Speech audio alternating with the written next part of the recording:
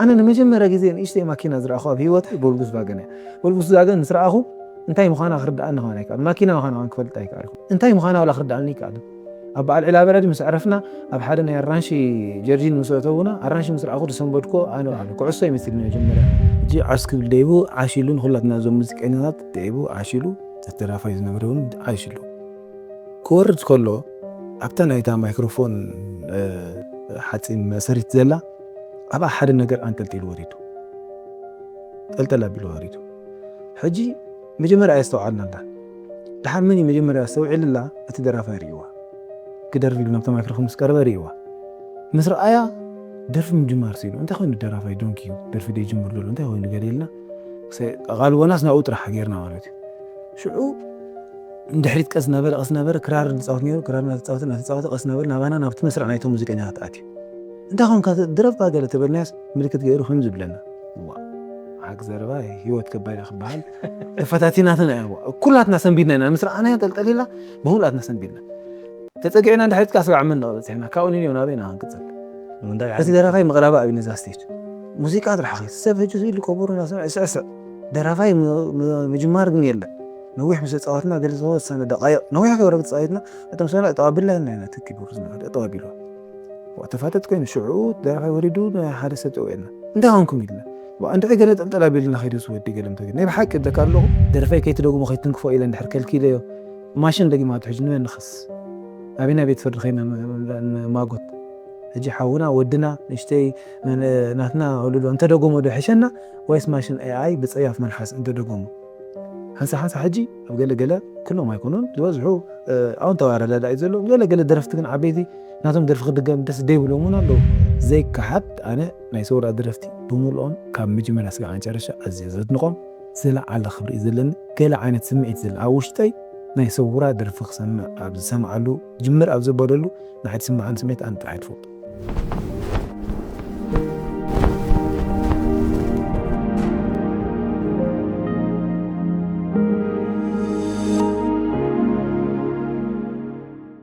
سلام تخطتلتي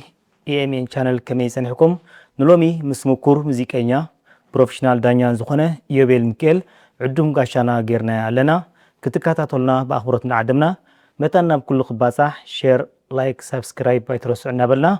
نابي إعلاننا كنبل يوبيل نزاقات أمزي بسم سماعتنا نمسكناك أنا ونمزقناكم هراي هالستفال علي أقاتامي مسزبي تلالي خايخا كومون تخطتلتنا فولتخان يوبيل منيو بزبل حتو مدبنا كنفلمو مدرخنا الراشي مجمرة نزي channel إذا عدل زي هيبو نعي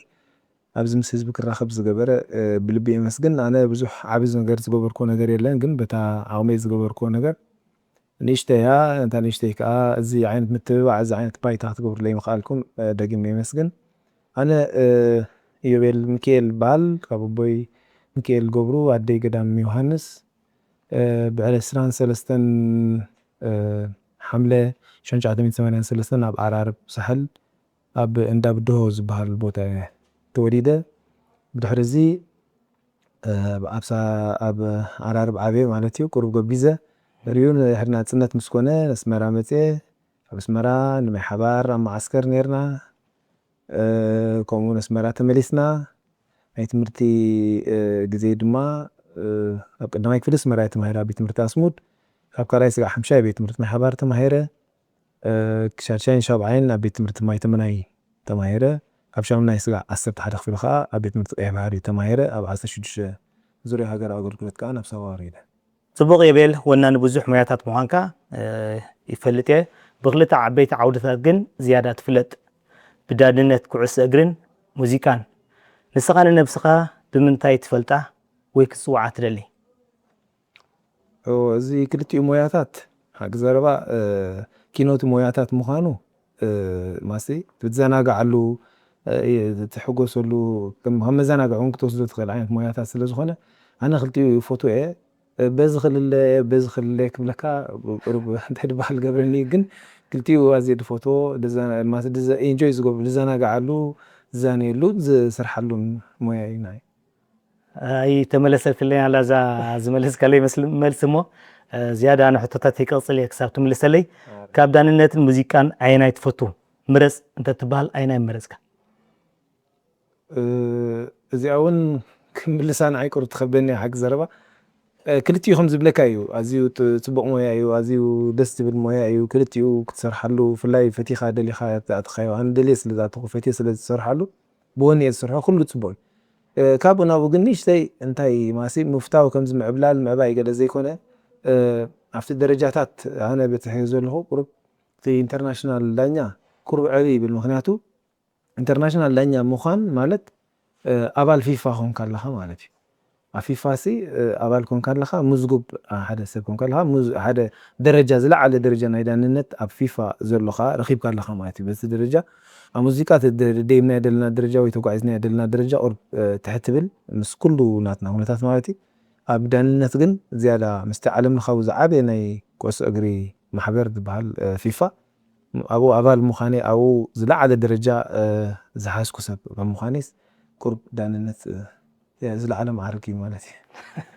راي نلومي بزكدا ما يكفالنا ابتنا موسيقى أنا زعبا جرنا هنعلل زبطاون وجل بالا أسر معسكري أبزيا سلطنا أبزيا أفريا أبزيا أون جزا بيتا إزي جزا زلنايو ببا حدا كنريو نا موسيقى معسكرة أتيخا يبل أنا موسيقى بحفشوتي موسيقى زعت خلو أب شنشاتي مديسعان شو مونتن يا بيتمرت موسيقى أسمرا تمرت جميرة مالتي تي سرع تمرت الجمهور كله سرع كا موسيقى ماس حيزة ناتي مسرع الجمهور كله كوينو كجن كدميو ماسيس كده سرتني ني قال ناي نخجمر زفافاني وي قال تبل حتى نخادرن زفافاني نغرات نيرو جن تبسرع الجمهور كله اب شنشاتي تسعان شمونتن أبي تمرت موسيقى أسمرا تمرت جميلة صبا كني مسارحتات موسيقى هاتملخ عيناي كتمرز سلمتاي أب بيتمرت موسيقى أسمرا حمز بولكو مجمرنا بجيتار ندينا جميرنا بوكس جيتار دو مهر نيرة دحريو عرفت بوكس جيتار زنبرة أنت البحر أو تبوك سجوم مجمركو دحان زخونة سجوم سام سجوبركو دحان زخونة من قدك وعز مجمركو ممريز نبرة لاينة بلاتا كاب تا بوكس جيتار نا بيز جيتار قيرني مالتي أفتناي قربتي أفتناي جروبون كان دي مارتهم نا جيتار جروب زنبرنا قربتي أفتي سجوام ناسي قرب مزنبال جيرنا قرب أنا مستي هرفانا لأن حق زربا أنا كم شاء الله ده حرق أصيل عن مصون خون تعيزخ قد فايدة لني قرب بوش ناي مقبار زغطة ناي مقبار وي ناي مغلطاف وي تحيس كان خيس كان ناي مخاد عين باري علني أنا كم بار مالتي حجي زيادة سوقهم زلزنا بركو زيادة قد يسرح سلزنا قرب عفتي نبرة تمرتي قرب يوسخني يرى مثلني شو عفتي ليسن بلان قرب مزن بار مش موزعة ممر نعاي أو تيو نبيز جيتار على جسني كافتهم قرب مالتي حجي بزد بالك حتى بعنا بيز جيتار كان دي مسارحيتها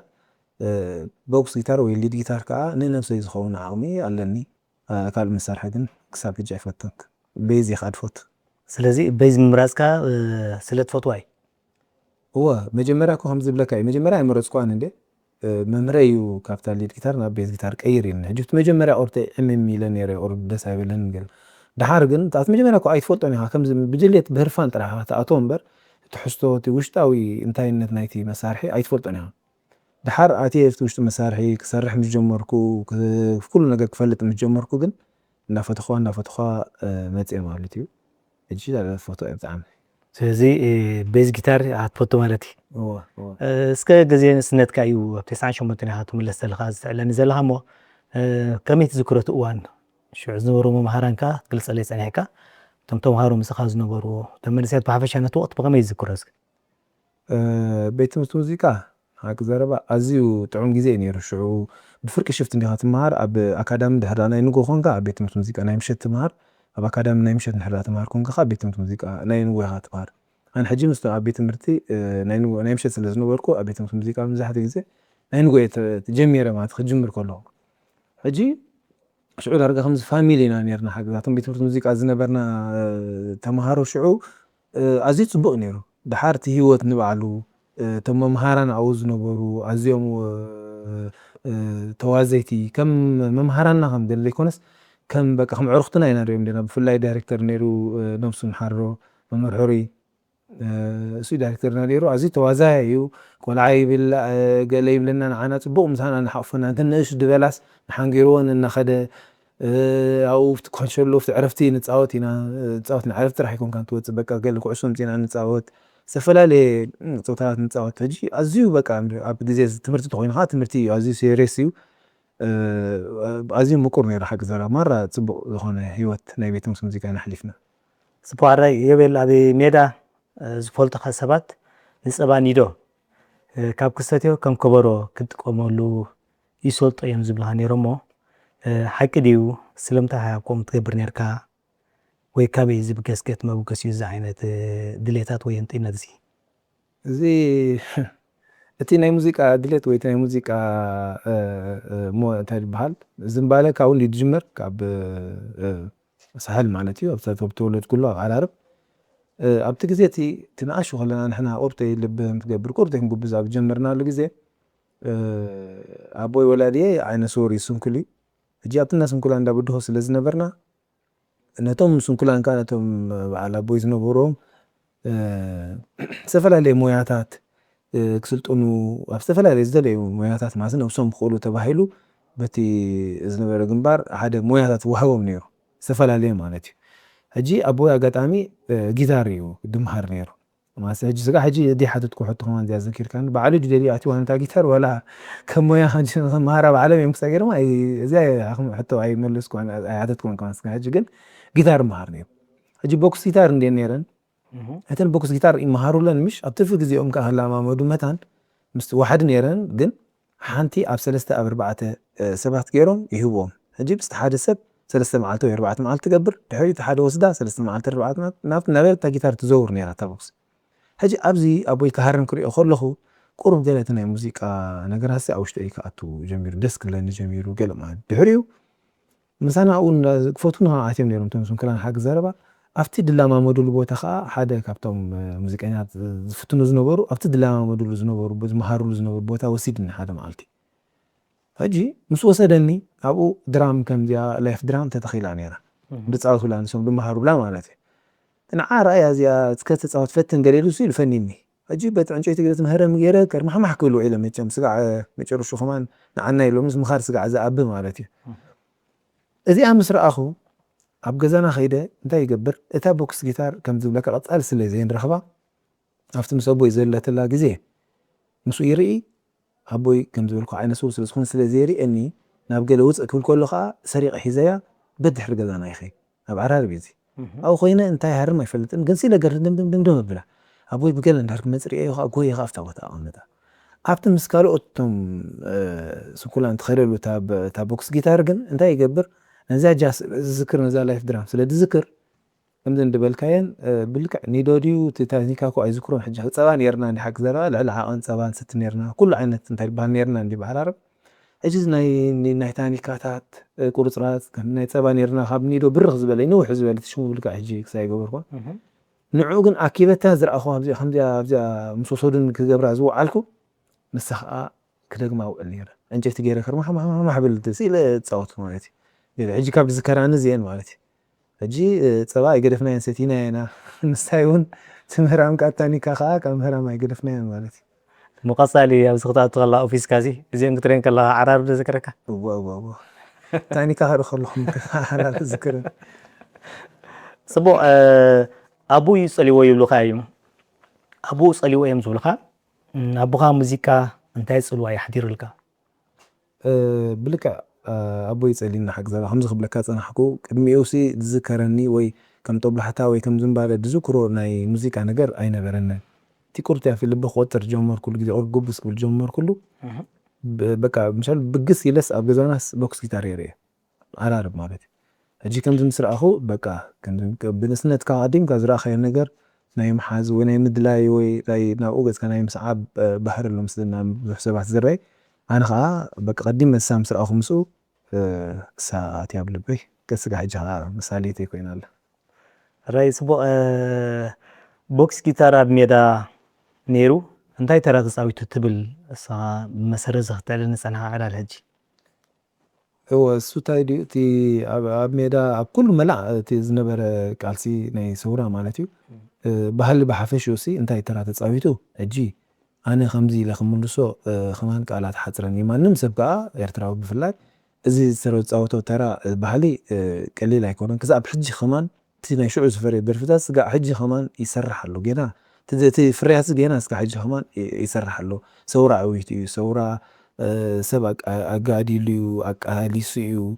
سب كدي حليفي بوتو غوسكيسو كل نجر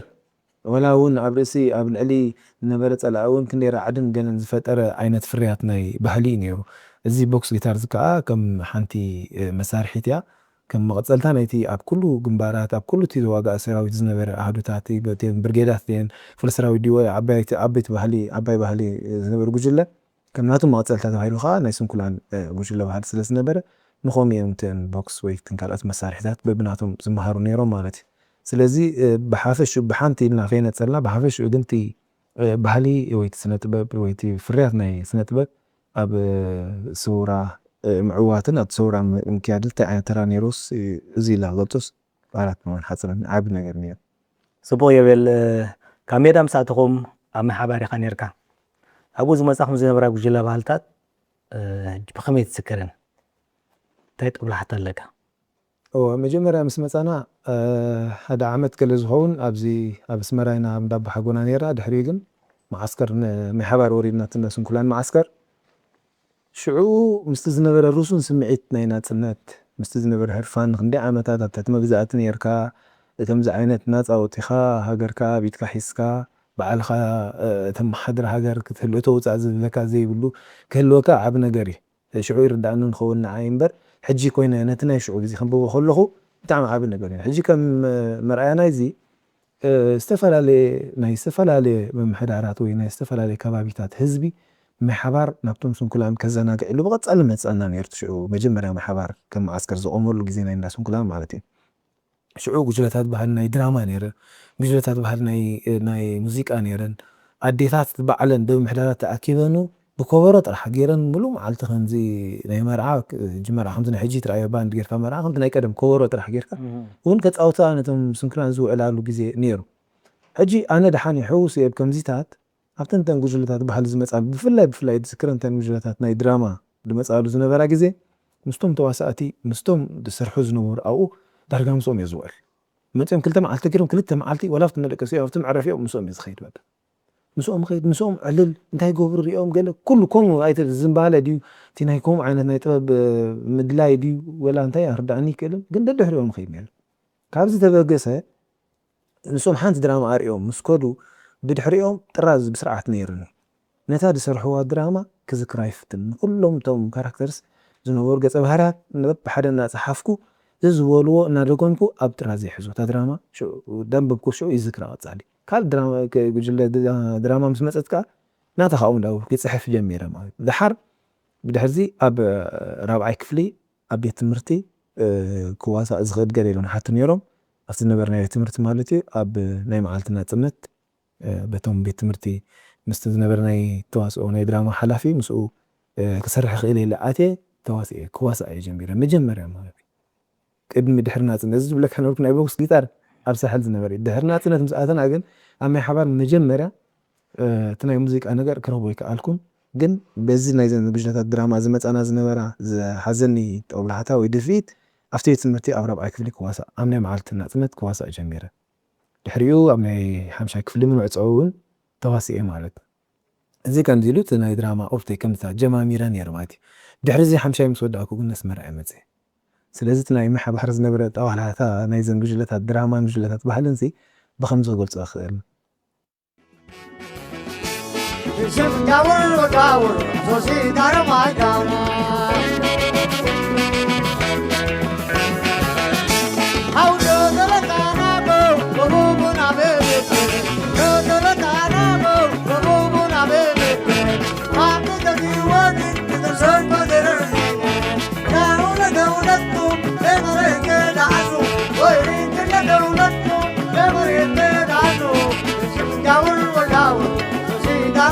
down,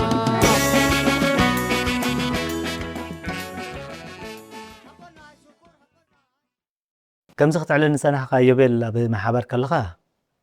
زيادة سلوك از نبرة تناي وجيل دراما يلو نمتى أخا مودا توسعي زي كونكا كم زول كا حجي تاري ندى حاد مويا خل سلمتها كم زول كونكا أنا خمول سيكل اللي حججن ما عارفش أنت أخوي نسمعنا أنا تناي موسيقى دليتي أوش تاي تقبير نيرون بير جينا أي رسا أكون تبايتا أدير خب كله أمي حبارس جينا تبايتا أي رخب كله ناي موسيقى حجك تسرح نحر كونكا قرب مسارح تركب على لك كتلا ما بتزمهرك تركب على لك دراما خون أو يحيش خون قربتي أبن نفسها خت تجبرو عن تسرحسي أبن نفسها الموسيقى عند حركوين جن مسارح يدليكا ممر يدليكا سرعة نجار جلا قربتي إكسايد ليكا جن كم زد بالكايو كت أبزن كلتا جريت كتيلا دراما ما دارو بعنا حمشين أبي تمرت سريحة دحريو بحمشة فتنا أبزينا مثلنا سمرا ስለዚህ ምክንያት መስመራ ምምጻይ ማለት እዩ ድሕሪዩስ መስመራ መጽእዎ ጽቡቕ ካብ ማሕበር መስመራ ከም ንበጻኹም ትሕብረኒ ኣለኻ ከምዚ ክትብሎ ፀናሕካ እውን ኣብ ማሕበር እቲ ናይ ሙዚቃ ትምህርቲ ናይ ሙዚቃ መሳለጥያታት ብቐሊሉ ክርከብ ስለ ዘይከኣል ኣብ ኣስመራ ግን ክርከብ ይከኣል ነይሩ እዩ ኣብ ኣስመራ ምስ ኣተኻ ግን ቀልጢፍካ ሙዚቃ ኣይጀመርካን ንምንታይ እዩ እቲ ምክንያት እንታይ ይኸውን ከምዚ ዝበልኩኻ أنا حدش إن اسمه شو ما سوى الأسمرة ولا أنت كاب سحد متى عملت أبجاد تقميته كاب نمي حبار كده نمي حبار هذا كاب 4 عام كثيرنا ولا كاب كوين دحري اسمرة مسمت أنا قرب نتي هوتنا اسمرة كلهم دو جزء يوسد اللي مثلني قرب تكسجير معتي جاب كيره جن أبزي مسارح موسيقى اللي جمهوركم بات موسيقى أجن كم جمهور طيب لكم أنا مجمرة أبز اسمرا مسمتخو أبتش هرشك في الجمهور كل جزء قربتي حارش الشوار حق الزخون لك عكم زبالك موسيقى أي جمهوركم دحري جن قربتي ناتفالتكو سبعة نافلتكو خير مش جمهوركو نابها ما مسنها ما تجول لبهال استرنا في نبرة جول لبهال ناس من تبهال يا ما أبز الدوا مبرا نيرة أو تطرني في خسر حجميرة مالتي أو تطرني في خسر حجمير كله مجمرة بالدراما إلياتي نفتكش اللوماتي كواسا إلياتي ده حرب دراما حجي ولا حنت كنت دليت ينبر ولا حنت أفلت أنا دراما أي نبر أنا نفتك ديت مالتي أو شعو أزهم نفعز غنو تواساتي تنحهم بعد الحجيز داوت إيوب تواسا دول نفع تواسا يزلو نسو أوي نيرو نبع على سمهار تمسو تسرح مس داوت كتسأل تسرح مالتي إزيوم كارو تونتي ذكركم هل خلو إزيوم عين التواسات تنحهم دحر نسون كواسوم سرأخوهم قرتي مسوم جميرا نير نسون كواسوم سرأخوهم وأنت أنس كواسا قبل لنبر يرلخون بقى ما سمسناتهم عقم سرأخوس كال عينتناتهم عقم تناتهم مثل تناتهم أكتين مسرأخو ما راكسا كوينة بك أنا نفسي تحيتي حق زربا دحريو كده حسب جميرا مس نفسي كنا حسبه أما يمتى لما متجميرة شو نيدرفق قبل لما متجميرة شو درف اللي من متجميرة كتفة درف جميرة أفتاوج اللي بحالنا تنات مالك نتا دراما أبخلو تواسا إلى جميرة مش تمزجيبة بتوجله نا قدف عبيلة ناب دراما ناب درف جميرة درف جميرة شو كسعزم مسارح موسيقى حيزة كتصاوت أبسي دجمر كل جزء مزوج اللي بحالنا تنت درافا ينير الموسيقى أيقدف كون مالتي سبو اسكا كاب تشعد درفوز نبركا درفي دقامي كون زخل أيمن هدرف نيركاس كاس معنا بال أحكيكو أسمعك هاجيكو بتي طبعا نسك فناني وسمو يا وثيل بعد قربس لكن ما صدرفون وركو وارسات كذكر لك ولا تقد مخا رسوي حجي سنداي نوح كوينو ما يتحق زرا هو ناي بعال إبراهيم إيشو متزي تقاقيد سنكولي أب معسكر دندن زرلو شبابينات بالدرف نيرا تقرأ هاتيو سادرف نيرا ناي بعالي ما نبارا درف نيرا حدون شو مرسي أيو نيران قال درفتات الجمس من وحو قليلة درس عكوس دز قدفكو أجي كذكر أورتين في بال قبل نبر نيران قال درفات دقامي يندرف نيران سلازي بزح كاب محابا كاب عرارب من محابراتهم كاب محابركا نسمرا مزيخا هيوت أسمرا بتمجمر هيوت كتما غمير هتكاسك زيارتي حبابها نقرنا نتخاطر تناسك وعلو تايرين سيلقا بزح عندنا نبال زوم دك سحل بزح نحمد عندنا بزي عاوز أجيكوا ترسي أنا وكرين نمبر تمجمر أنا نحمد عندنا حق زربا كبيدي ماسي نبعلو تي كم مجمرة أنا كاب عراربكم متسخل هوس عرارب سجوبة تري أقرب تري ربع تري بكا وزي هيوات هجي كابتي أحد أبسحل تذكرن بكابزي أرسل أخي وتسأكان ب تذكرني نجر أبسحل هذا فولي دير سو نجر تاعلو نسي ذكر نمشت كاب ساعات حمشته نبرنا جزاتي أخاوح جوه جدا نيرندي قابا أنير بيت قراب أفتي نبرنا ماتي كاب ساعات حمشته جيحن يرن زوردا خفت جوباتات خفت مكر أورتات وعلامه يوردا أفت قراب ديبا كبلع قابا مالتي نحنا شعو أفت جندي أفت تحت خوينا نتسنبه كوردامو كنحز حجي حنس حنس أمي جرنا قبل على النور حجي كبدزكور نسبات نعملت يوناثان زي بايلوت زلونا اير فورس يوناثان تفلت تخونها بايلوت زلو حفتو بيتيل اليوم كرمت بيتون صار عندي نيرم كرمتي كعرف لهم نبانا منصون يعني من جزانا مالتي هجي في لافت كرمت ما رأي بحكوس مسؤوم حيزون من الدد حرقي حمقوينا نيرنا مالتي هجي إزرع زي كم عينات بوتا جيهن شوران جلز نبرو جرز نبرو مسخ أب كتما بحد ديت فوت أنا قدر بيخاخ ما كتأتو غلا خاسي كبين نجر أنا كنا كاف مع سعجي ناي مشالو دحلفنا اللي أنا علب دلنا ولا مس نفسها من نزح تبون مش مرة بكرن أطول زنبرنا جزء بمكان السدرانا زي هزبي سمرة بمول وتقدمت إلو قبلنا سقع على الهفرعد سقع على زمن قد خرن بمول محلف الماكينة سقع على السن على غلق إنير أنا نمجمع رجزين إيش تي ماكينة زرع أخوه هيوت بولبس باجنة بولبس باجن زرع أخو أنتي مخانا خرد أنا هونك الماكينة مخانا هونك فلت أيك أركم هنا ما تشري سيزر نيره ورا ليزر نيره بساعد تزتناش تبهالكازن بيك أب متهدرة بيك أب سنر نيره بولبس مسرع أخو سنبيده أنتي مخانا ولا خرد عني كذا أبع العلابة ردي مس عرفنا أبحدنا الرانشي جرجين مسوتونا الرانشي مسرع أخو دسمبركو أنا على كعصي مثلنا جمرة وواردي أي نعزم لك أي قليل مسفلت أنا يسحل مخنا عزم لك أي كنزي زبل عناسي عج أنت أخذ لك هذا كاب كنز عن ثبوت عن نتيجة زيت فولتنا زيت فول طيب مدحفرنا قري يقولونكم هاي فولتني إيه بكتم ما أتشوفني كبير هكذا أختلهم دو كل ما يقربك أختلهم دوس عدبت كبيري يا ساسنا شنو لين جدنا قرب كاب محبر مساعد قد أسمرة سمع سلسلة نبركة أسمرة مساعد قرب ما عايش كاتون كاب زمهي مرز ما تعمله هو أنا هجيت تايم سيدك عم حبار مستملسكو نتناي مويا نقدر نخجمري أو بتجايشن بك حق زروات كاب عرارب نسمرة مساعدنا تعمد زجبركو على بسمرة بتوم حوبتاتي نيرو حوبتاتي بك خن مشالو كافتم فلتات كندي ناي دك اسمرة زنوريوم مالتي بس اسمرة بوغيرون فلتوات بوغيرون تلبع زجبر تعمد ملو بك دحار أفتكر لاي سي أفتكر لاي مويا خنوس أنا برت نبني داننت وين أنا كعس أجري تولعتها نخدر وي قل زنبالا نخز زفافونون نصوم يوم مالت هجي أسمرة بسمرة أريومنيوم كل نجار نخفلت كل نجار نخري أب كل نخبت صح أسمرة تعمد زنبرت مسؤوم كل التحالة كنترول إنيرو ناي أوتوبسات شو زنبرة ناي أسمرة مسؤول حيزني مس كل القطرات زن أوتوبس أسمرة مربط حنير نتحارث أوتاي كعس إنير مسؤول حيزني ناس الله سيبوا له ناس وتاتنا يجزاو تخلوا له إذا استاديوم أسمرة بقول إذا بقى الفرابيع بقول تدحري حاز بمول تدحري يخيد نير هجي أفتح عمسة صبوا خسي بالله يا ماتي صبوا رأي يوبل صبوا صغرتها تعلنا زلها يوبل سمكة مسكوجي له بالي أسرت أساسي زوع أما أساس أخانا بكوجي له بالي أسر كم يبو تايز مثل أنا كمجمع خب بيتم موسيقى هم زول كها بيتم موسيقى هم هاري لما جمركو وش اللي بهالعصر كا ناكل تعمد كورس يوصلني يوم بيتم موسيقى تزعتنا له إحنا 9 شو ممكن آتينا 9 ساعتين كا تمرقهم درجة من رغبة سحمني يوم عارتي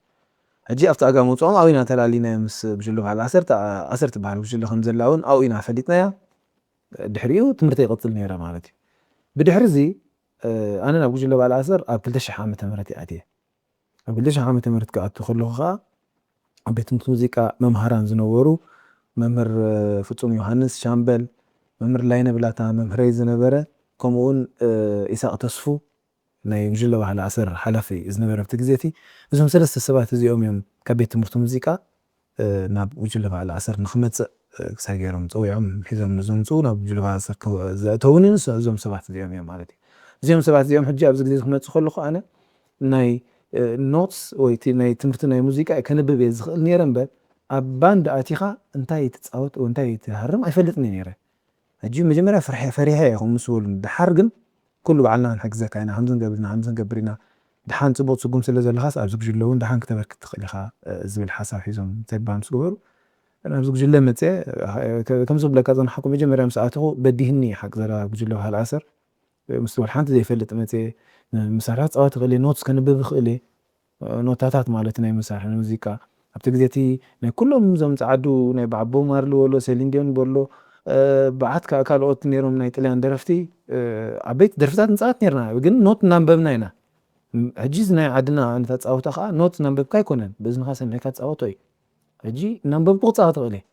ኣብዚ ባንዲ መፅአ ግን ብእዝነይ እናሰማዕኩ ግን እንታይ ክገብር ዘለኒ ከመይ ገይረ ክሪኤት ክገብር ዘለኒ ወይ ከመይ ገይረ ክፃወት ዘለኒ በዲህኒ እያ ክዘረባፉ መጀመርያ ነዊሕ ግዜ ማስቀርተ ግዜ ወሲደ ክለማመድ ናተ ሕወስ ምስኦም ማለት እዩ ድሓር ግን ቀስ በቀስ እናለመድኩም ስከድኩ ፅቡቅ ክስጉም ክኢላ ማለት እዩ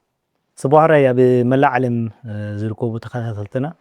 ካብኡ እውን ኣብ ጉጅለ ባህሊ ኣሰር ዝነበሩ ክህልው ስለ ዝኽእሉ ጉጅለ ባህሊ ኣሰር ኣብ ከለኻ ተላልያ ካብ ስማ ድጅምር ካበይ ትጅምር ስማ ከመይ ይቃወማ ጉጅለ ባህሊ ኣሰር ወብተይ ቅድመይ ቀድማ ቢላ ጀሚራ ስለ ፀንሐት እቲ ውሽጣዊ ሓበሬታ ጥልቕ ዝበለ ጎብቶም ቅድመይ ዝነበሩ ክገልፆ ሓይሽ ግን በቲ ኣነ ኣባል ምዃነይ ብፈልጦ ከዓ ጉጅለ ባህሊ ኣሰር ኣብ 1995 እያ ቆይማ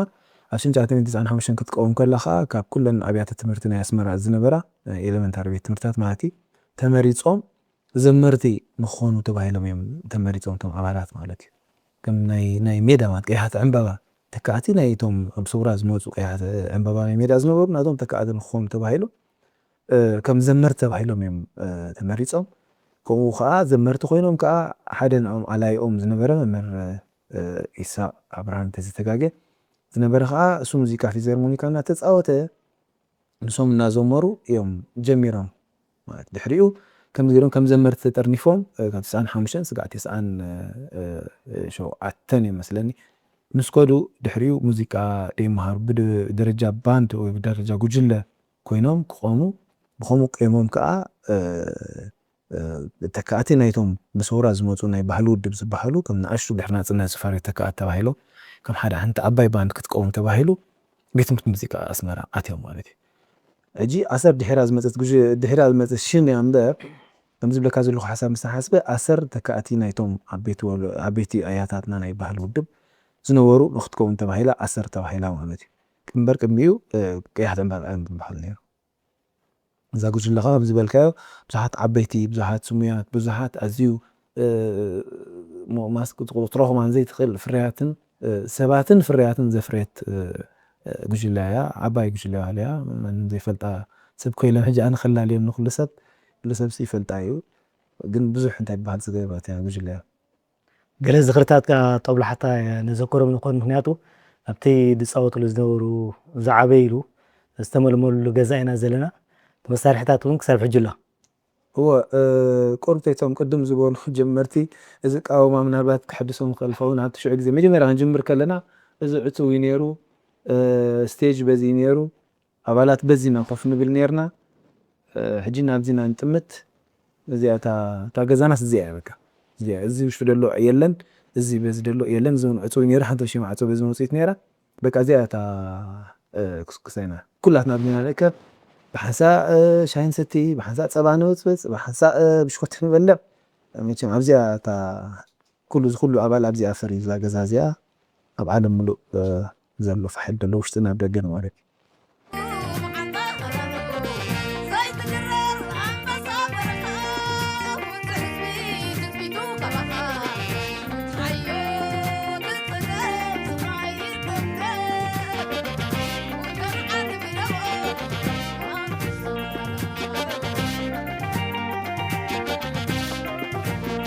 ኣብዛ ስምካ ዝፀዋዕከላ ጉጅለ ባህሊ ኣሰር ኣብዚ ግዜ እዚ ከም መራሒ ባንዲ ኮንካ ተዓይ ከም ዘለኻ ፍሊጥ ኣለኹ ተራ መራሒ ባንዲ እንታይ ዝመስል ሕጂ እኮ ዳርጋ ናናቶም ዝገደብና ኮይና ኣለና ኩሎም ድሕሪና ዝመፅእ ዳርጋ ዝበዝሑ ደሎ ሕጂ መራሒ ባንዲ ማለት እኮ ካልኦ ሓንቲ ይኮነን ናይታ ባንድ ሓደ ተፀዋዒ ማለት እዩ እዚ መራሒ ባንድ ሊደር ማለት እዩ ባንድ ሊደር ክትብሎ ሓንሳይ ገለገሊኡ بإنجليزي كتب زغلك باند ليدر ማለት باند ليدر كا ዝኾነ ስራሕ ይወሃበካ ሓደ ዕዮ እሞ ዝኾነ መደብ ይወሃበካ እሞ ነታ ባንድ ኣዳሊኻ ኩሉ ነገር ማለት እዩ ልምምድ ሰሪዕካ ነቶም ሙዚቀኛታት ኣዳሊኻ ዝግባእ ምድላዋት ኣጻፊፍካ ኣብ ሓደ መደብ ፀፊፋ ከም ተቕርብ ምድላው ነታ ጉጅለ ማለት እዩ ስለዚ መራሒ ባንድ ምዃን ሙዚቀኛ ጥራሕ ምዃን ኣይና ይጥዕም ንዓኻ እንታይ ዓይነት ብድሆ ኣለካ ከም ክልቲኡ ኮይንካ ንዕያይካ ኸ እንታይ ኣበርክቶ ኣለዎ ሓቂ ዘረባ ኣሲ ኖርማል ሙዚቀኛ ምዃን ይሓይሽ ንምንታይ ተልካኒ ነዛ ነፍስኻ ጥራሕ ተኣሊ ሕጂ ባንድ ሊደር ምዃን ቁሩብ ሃልክ ኣለዎ ምክንያቱ ሃልክ ኣለዎ እንደገና ተፅዕኖ ኣለዎ ተፅዕኖ እንታይ እዩ እቲ ንዓኻ ዕዮ ዝህበካ ኣካል ንሓንቲ ዕዮ ንኣብነት ናይ መዓልቲ ናፅነት እንድሕር ደኣ ኮይና ንብላ ዘለና ዕለት 20 ናይ ግንቦት ክትቀርብ እያ ኣብ መደብ ምርኢት ናብ ህዝቢ ክቐርብ እዩ እዚ መደብ እዚ እንድሕር ኢልካ እታ ዕለት 20 ከይተርክበካ ትገብሮ ፃዕሪ እታ ዕለት 20 ከይርከበትካ ከላ ነቲ ስራሕካ ንክትፃፈፍ ኢልካ ሓላፍነት ይበቃ ምሻሉ ናብዛ ዝባንካ ዝኾነ ነገር እንድሕር ደኣ ዝኾነ ፌይለር እንድሕር ኣጓኒፉ ተሓታቲ ንስኻ ናይታ ባንድ ሙሉእ ናይዞም ኩላ ባንድ ደረፍታን ሙዚቀኛታትን ኣብዛ ዝባንካ ምክንያቱ ኣየዳላኻዮም ኒኻ ክትበሃል እንድሕር ዝኾነ ነገር ማለት ክነገር ሕጂ ምስ ከምዚታት ምስ ርዝነትን ዕብየትን ናይቲ ዝወሃበካ መደብ ባንድ ሊደር ምዃን ቁርተይ ክብል ይብል ምክንያቱ ሓላፍነት ኩሉ ኣብዛ ዝባንካ ንኩሎም ክትዳሉ ብሓላፍነት ሰኪምካ እዛ ኩላ ክትዳሉ ማለት እዩ ተራ ሙዚቀኛ ምዃን ግን ንነብስኻ ጥራሕኻ ትዳሉ ንስኻ ዳሊኻ ኣብ ሙዚቃ ክትገብር ዝግባእካ ትዳሉ ሕጂ ቁርተይ እዚ ክብድ ይብል ግን ኩሉ ግዜ ኻ ንነብስኻ ከዓ ንኸበድቲ ነገራት ክትዳልዋ ፅቡቅ እዩ ማሲ ከምዚ ፓሲቭ ዝኾነ ነገራት ልእም ዝበለ ነገራት ጥራሕ ኮንካ ክትከይድ ከዓ ፅቡቅ ኣይኮነ ቁርተይ مش أكتيف كونك كل نجار نتواصلك كل نجار نجت أمكان زجات مكة تفعل بدهوتها بسنخلات نحلفك كم زعين عبيد صراحة كتعود مخالك أنزل لك أنا هاخذ عبي معلتنا تنت كتدال حدا مدب عب نجاري معلتنا تنزع كل مدب أداليها عود مدب كتقرب كم درجة كم درجة بان ليدر كونك هتقربه تعود كريه اختاريه الله خا تحوجس حد ذا جي نفسها حنس عكا نفتنا هذا توها تصبوي تسحيلها توصل هذا نيورك ስለዚ ክልቲዩስ ትውድያ ማለት እዩ ክገብሮ ለን ስለ ዝብል ይገብሮ ኣለኹ ስጋ ሕጂ እስከ ካብ ዘጋጥመካ ብዶታት ንዓኻ ኣብዚ ጉጅለ ባህሊ ናይ መንእሰያት ጉጅለ ባህሊ እዩ እዎ እንታይ ድዩ መንእሰይ ኩሉ ግዜ ከም ትፈልጦ መንእሰይ ውዑይ ሓይሊ እዩ ሕጂ ብፍላይ ነቲ መጀመርያ ዝግብዝ ቁሩብ ዕብይ ዝብል ምሻ ኣሎ ብደረጃ ሓው ቁሩብ ነብሱ ክሳይ ዝገብር ሰብ ቁሩብ ክትዓልዮ ኣብ መስርዕ ክተምፅኦ ድሓር ከምዝበልኩኻ ናይ ጉጅለ ባህሊ ዓሰር ሓደ ባህሊ ኣሎ ካብ ቀደም ካብ ናሽና እቶም ዓበይቲ ሽዑ መራሕትና ዝነበሩ ሓለፍትና ዝነበሩ ዘተሓዙና ሓደ ሰረት ኣሎ ናይዚ ጉጅለ ባህሊ ማለት እዩ ኣብቲ ፅሑፍ ትሪእዎ እንትኾን ይኹን ኣብ ተደቂዐና ኣለዋ ፅሑፋት ናይዚ ጉጅለ ባህሊ ስነ ምግባራት ማለት ሕጂ ነቲ ሓድሽ ድሒሩ ዝመፀ ሰብ እዚ ዓይነት ባህሊ ናይዚ ጉጅለ ንክተርዕሞ ናብኡ ቁሩብ ግዜ ክሳይ ገብረካ እዩ ሕጂ መንእሰይ ካብ መንእሰይ ውዑይ ሓይሊ እዩ በቲ ንሱ ዝደሊ ጥራሕ ክኸይድ ይደሊ ኖ እዚ ትመስል ናይዚ ጉጅለ ኢልካ ንክተትሕዞ ቁሩብ ወለደይ ኣሎ ከምዚ ቁርብተይ ምሻሎ ተፅዕር ኢኻ ትደክም ኢኻ ገለ ሰብ ቀልጢፉ ስምዓካ ኣቱ ናብቲ መስመርካ ገሊኡ ከዓ ሂዱንጊ ንዑ ተምፅእ እውን ቁሩብ ላዕልን ታሕትን ምባል ስለ ዘሎ ቁሩብ ተባህላ ኣሎ ግን ሓቂ ዘረባ እንተስ ብዕድል እንተስ በቲ ናይቲ ጉጅለ ባህሊ ዘሎ ኣካይዳ ክሳብ ሕጂ ኣዝዮም ዝብድሁ ክሳብ ሕጂ ኣዝዮም ንስራሕና መሰናኽቲ ዝኾኑ ኣባላት ኣይጎነፉን ዘለዉ ክሳብ ኣምላኽ መስገን ስጋ ሕጂ ፅቡቅ ኣለና ፅቡቅ ኢና ንረዳዳ ዝኾነ ወላ ድሕሪ ዝመፅእ ኣባልና ድሕሪ ዝተሓወሰና ቀልጢፉ ናባና ዝርዕም ቀልጢፉ ናባና ኣብቲ ናይ ጉጅለ ባካይዳ ዝኸይድ ክሳብ ሕጂ ፅቡቅ ኢና ንኸይድ ዘለና ኣዝዩ ዝብድህ ነገር ኣጓኒፍና ኣይፈልጥን ኣብ ዝኾነ መደባትና ማለት ስለዚ እቲ ዝመፅእ መንእሰይ እቲ ዝምልመል መንእሰይ እውን ነቲ ዝሃንፆ ዘሎ ወይ ዝመርሖ ዘሎ ገፅ ትሪኡ እዩ ዝኸይድ ሞ ስለዚ ተራ ናትካ ኣብቲ ባንዲ ዓባ በርክቶ እዩ ዘሎ ከምዚ ትዕለና ዘለኻ ይብል ተራ ባንዲ ኣብ ምዕባል ሃገራዊ ባህሊ እንታይ እዩ ምዝ ክትገልፆ ፀንሓ ተኣሲርካ ሃገር ምህናፅ እዩ መንእሰይ ምህናፅ እዩ ሙያዊ ምህናፅ እዩ ስለዚ ተራ ባንዲ ኣብ ምዕባል ሃገራዊ ባህሊ እንታይ እዩ ተራ ዘለዎ بباند طرح ليكون هذا بتبهلي حفيشنا ترى أنا يحيش يقول أنا بهال مالت مننت ወይ ምስሊ ናይ ሓደ ሕብረተሰብ ወይ ናይ ሓደ ሃገር እዩ ከምዛ ኣብ መስትያት ጠጠው ኢልና ገፅና ንሪኣ እቲ ባህሊ ዝሰርሑ ስራሓት ወይ እቲ ባህሊ ዘንፀባርቑ ነገራት እቲ ባህሊ ዘሎ ዝሰርሑ ስራሓት ከዓ መስትያት ናይቲ ሕብረተሰብ ማለት እዩ ሕጂ መንነትካ እንታይ ምዃንካ እስኻ መን ኢኻ እስኻ ክልለካስ ብባህልኻ ክለልየካ ክእል እዩ ኣብ ዝተፈላለዩ ዓለማት ከይድካ ናይ ዝተፈላለዩ ዓይነት ባህልታት ናይ ዝተፈላለዩ ሃገራት ወይ ናይ ዝተፈላለዩ ጉጅለታት ክኾን ይኽእል ወይ ዝተፈላለዩ ነገር ፍርያት ማለት እዩ ናይ ስነ ጥበብ ክትርኢ ከለኻ እዚኣስ ናይ ከምዚ ሃገር እያ እዚኣስ ናይ ከምዚ ዓይነት ኣፀዋውታ እያ እዚኣስ ናይ ከምዚ ዓይነት እያ ኢልካ ተለልያ እንታይ ማለት ስእሎም ከይረኣኻ ምልክዖም ከይረኣኻስ ብድምፂ ጥራሕ ሙዚቃ ሰሚዕካስ እዚስ ናይ ከምዚ ዓይነት ፀወታ እዩ ትብል ምስሊ ማለት መንነት እዩ ባህሊ መንነት ምስሊ ናይ ሓደ ሕብረተሰብ ወይ ናይ ሓደ ሃገር ነፀብራቕ እዩ እየ ዝብሎ ኣነ ስለዚ እዘን ጉጅለታት ባህሊ ከዓ ምስኡ ማለት እዩ እሰን ከዓ ናተን መንነተን እቲ ባህለን እቲ ናይቲ ሕብረተሰበን ዘሎ ልምድታት ድዩ ምስልታት ድዩ ኩሉ ኣብ ምንፅብራቕ ዘጉልሓ ወይ ናብቲ ዓለም ሙሉእ ብደረጃ ስነ ጥበባዊ መንገዲ ዘቕርባ እየን ማለት እዩ ስለዚ ብጉጅለ ምጥርናፍ ይሓይሽ ማለት ካብ ብተናፀል መያያ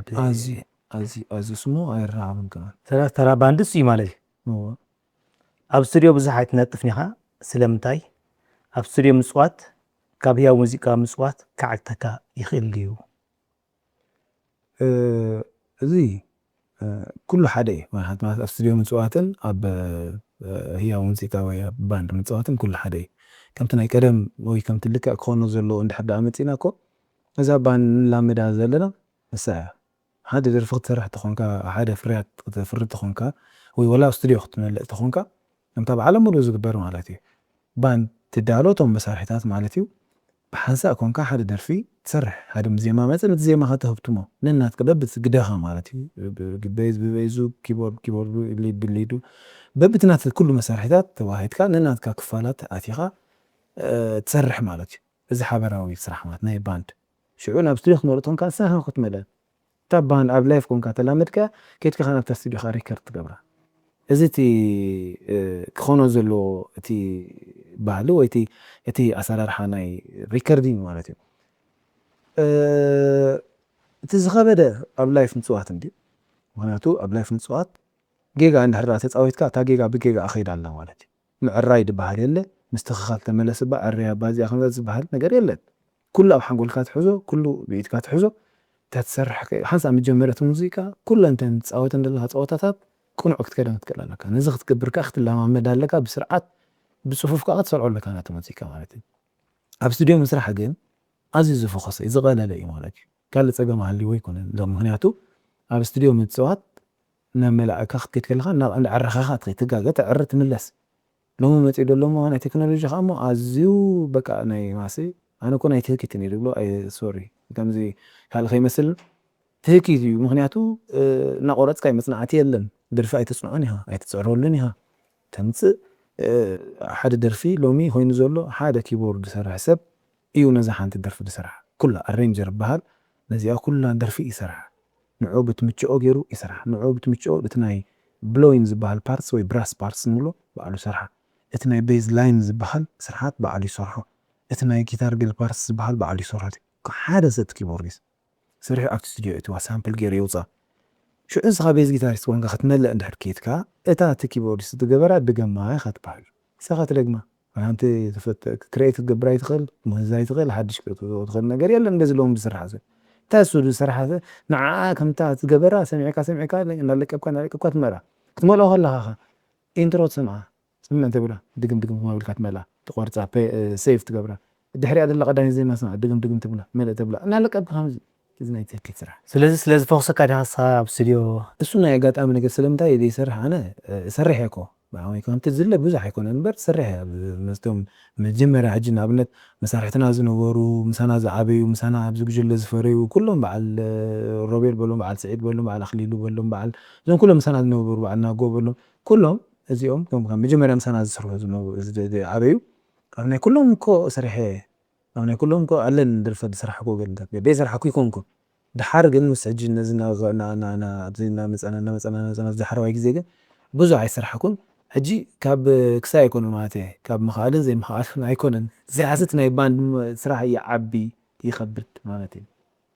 ሕራይ ናብ ጉጅለ ባህሊ ኢና ኣሰሪና ዘለና ምስ ዮቤልን ጉጅለ ባህሊ ኣሰሪና ዘለና እታ ቀዳመይቲ ኣብ ስቱድዮ ዝመልኣካያ ደርፊ ኸ ኣየነይቲ እያ ከመይ ነይሩ ኣጋጣሚ ኸ እንታይ ትዝክር ኣነ ቀዳመይቲ ዝመልኣክዋ ደርፊ ኣብ ጉጅለ ባህሊ ኣሰር እንዲ መጀመርያ ኣብ ጉጅለ ባህሊ ኣሰር ምስ ኣተኹ ኣዝየ ነዊሕ ከይሰጎምኩ ቀልጢፎም ሽዑ ኣጋጣሚ ሓድሽ ደርፍታት ይምላእ ስለ ዝነበረ ናይ ጉጅለ ባህሊ ኣሰር ናብ ስቱድዮ ወሲዶምኒ ደርፍታት ገለ ተወሰና ደርፍታት ንክመልእ ማለት እዩ ኣብተን ደርፍታት ዝነበራ ሽዑ ትዝከረኒ ቀዳመይቲ ዝመልኣክዋ ሓለንጋይ ትብል ደርፊ እያ ሓለንጋይ ትብል ደርፊ ናይ ሜዳን ድያ ብጓልን ወድን እናተቐባበሉ ደርፍዋ ደርፊ እዚኣ ንመጀመርያ ግዜ ክመልኣ ኣብ ሂወተይ ዝመልኣክዋ ደርፊ ተፃወትኩ ማለት እዩ ብፍሉይ ጦብላሕታ ትዝከረኒ ግን ትምህርቲ ትብል ደርፊ እያ ትምህርቲ ከዓ ሽዑ ከዓ ድሕሪኣ ካሊእ ተመሊአ ማለት እዩ ሕጂ ሓለንጋይ ብልክዕ ከምዚ ክብለካ ይክእልኒ እታ ትምህርቲ ግን ትዝከረኒ ኣብቲ ግዜኣ ከዓ ህብብቲ ደርፊ እያ ነይራ ፍልጥቲ ደርፊ ነይራ ኣብቲ ግዜ እቲ ኩሉ ሰብ ዝፈልጣ እያ ነይራ ብፍላይ ጉጅለ ባህሊ ኣሰር ኣብቲ መስኮት ቴሌቭዥን ክትቀርበሉ ኣብ ዝጀመረት ግዜ ቀዳመይቲ ትፍለጥ ደርፊ ዝነበረት ትምህርቲ እያ ንሳ ሕጂ ይረኣየኒ እቲ ስቱድዮ ሽዑ ንገብሮ ነበርና ነገራት ምስ ተሓደሽቲ ምዃንና እንዳመልኣና ከለና እቶም መምሃራን ኣብ ርእስና ኢሎም ጠጠው ድብሉ እንዲኢልና ተፃወትና ከለና ኣብ ርእስና ኣሎ እቲ መምህር ከምዚኣ እናበለካ ክትኸይድ ጋይድ እንዳገበረካ ምክንያቱ መጀመርታ ናይ ሕጂ ሽዑ ዝነበረ ክስታይ ኩሉ ነገር ይዝከረኒ እዩ ማለት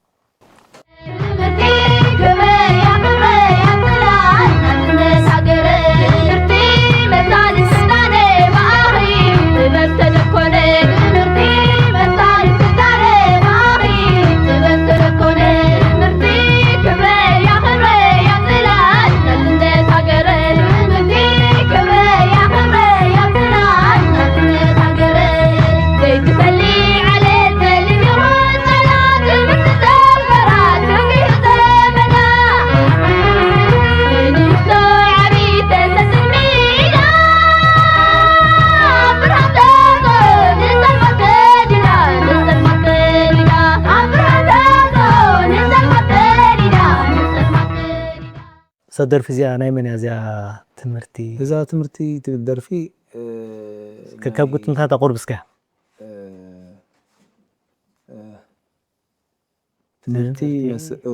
ትምህርቲ መሰረት ምዕባለ ባኽገል ግጥምታት ሕጂ ግን ናይ ባህር ስነጥበባዊ ነፍሲር ብርሃቱ መንግስታብ እያ እታ ግጥማን ዜማን ንሱ ይሰሪሕዋ በዓል ፌበን ፀጋይ ከዓ ፌበን ፀጋይ ነይራ ሄለን እውን ነይራ ሄለን ሓጎስ ሓፍታ ጋዜጠኛ ማክል ሓጎስ ማለት እዚአን ክልተን ዝደርፋ ነይረን ትምህርቲ ከም ተቀበልቲ እውን ነይረን ካልኦት ግን እዚአን ዝደርፋ ነይረን ማለት እዩ ፍልጥቲ ደርፊ እያ ነይራ ኣብቲ ግዜቲ ስለዚ ኣብዚ እዋን ክትሰምዓ ከለካ እንታይ ዝዝክር እንታይ ጦብላሕታ ኣለካ እቲ ጦብላሕታ ናይ ትምህርቲ እሞ ኩለን ተን ደርፍታት ክሰምዐን ከለኹ እዛ ገዛ እያ ትዝክረን ደቃውማ ዝነበረ እቶም ሰባት ሽዑ ዝነበሩ ኣና ከምቲ መጀመርያ ሽዑ ሕጂ እኮ ድፍር ኢለ ምሰል እኳ ክዛረብ ጀሚረ እምበር ሽዑ ስዳሓኒ ሓስር እየ ነይረ ሽዑ ተቐርቂ ኣብ ብዙ ጉጅለ መጀመርያ ምስ መፃኹ ክልተ ሰባት እንደተላለየ ፌበን ፀጋይን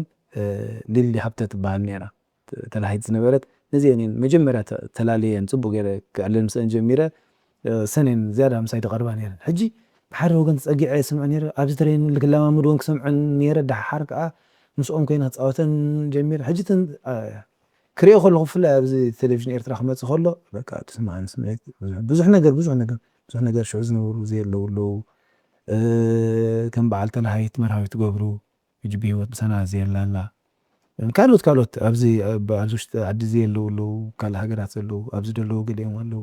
ገሊኦም ሽዑ ኣፍሮ ዝነበሩ በዓል ወዲ መዓዘ ዝበርሑ ኣለዉ እዚ ሕጂ ዝዋን ብዙሕ ኢኻ ትዝክር እጨም ስእሊ ካብ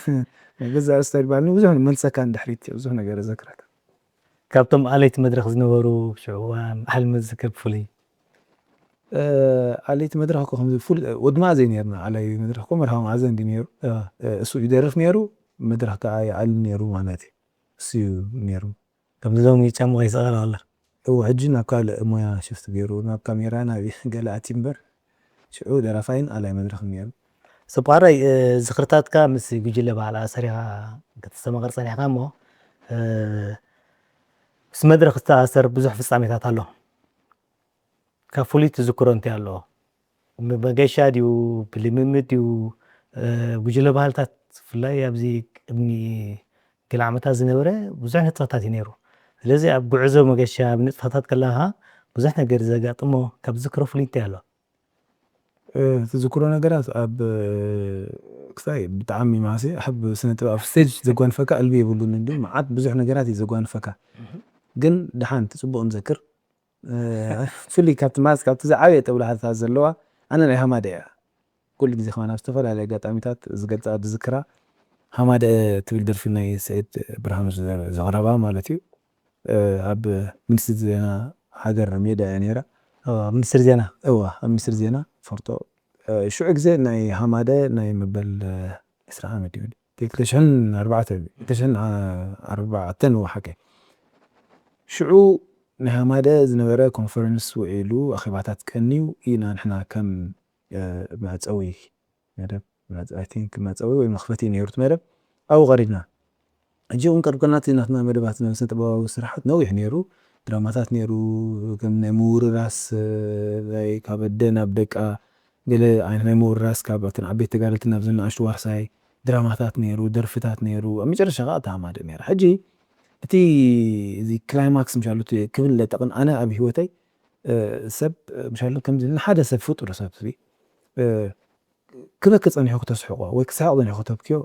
እቲ ስምዒታት ማለት እዩ ጥርዚ ናይ ስምዒታት ከምኡ ክትቀያየሮ ክብል ይብል ቁርጢ ክብል ይብል ሕጂ ኣብቲ ሽዑ ግዜ ስግዓት ሃማደ ንሕና ንጅምርሲ እቲ ቅድሚኡ ዝነበረ ፕሌይባክ ዝነበረ ደርፍታት ወይ ድራማታት ተንካፊ እዩ ነይሩ ሕጂ ተን ኣዴታት ኩለን ዘን ዓበይቲ ኣብኡ ነበራ ኣዴታትና ብሰውራ ዝመፃ ተጋደልቲ ገለ ዝነበራ ኣብዚ ዝነበራ ዓበይቲ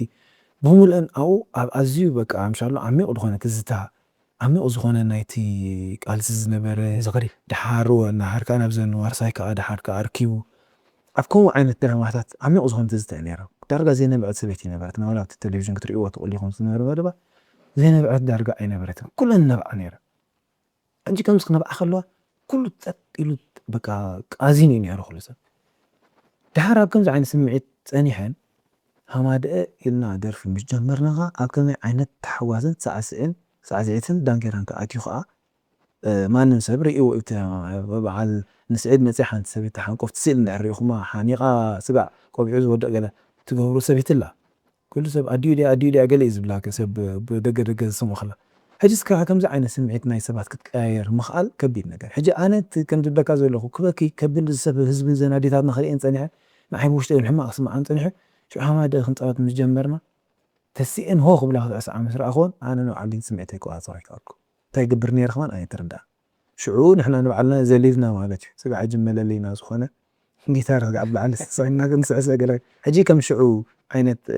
ዝኽሪ ፍሉይ ነገር በቃ تذكر على تبعال موت يلا كان لنا 20 بضح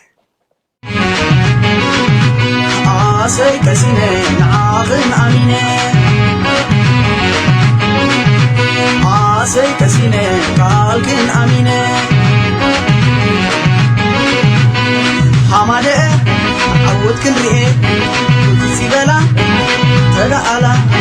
وتسي بلو تدعلو خبز زعبي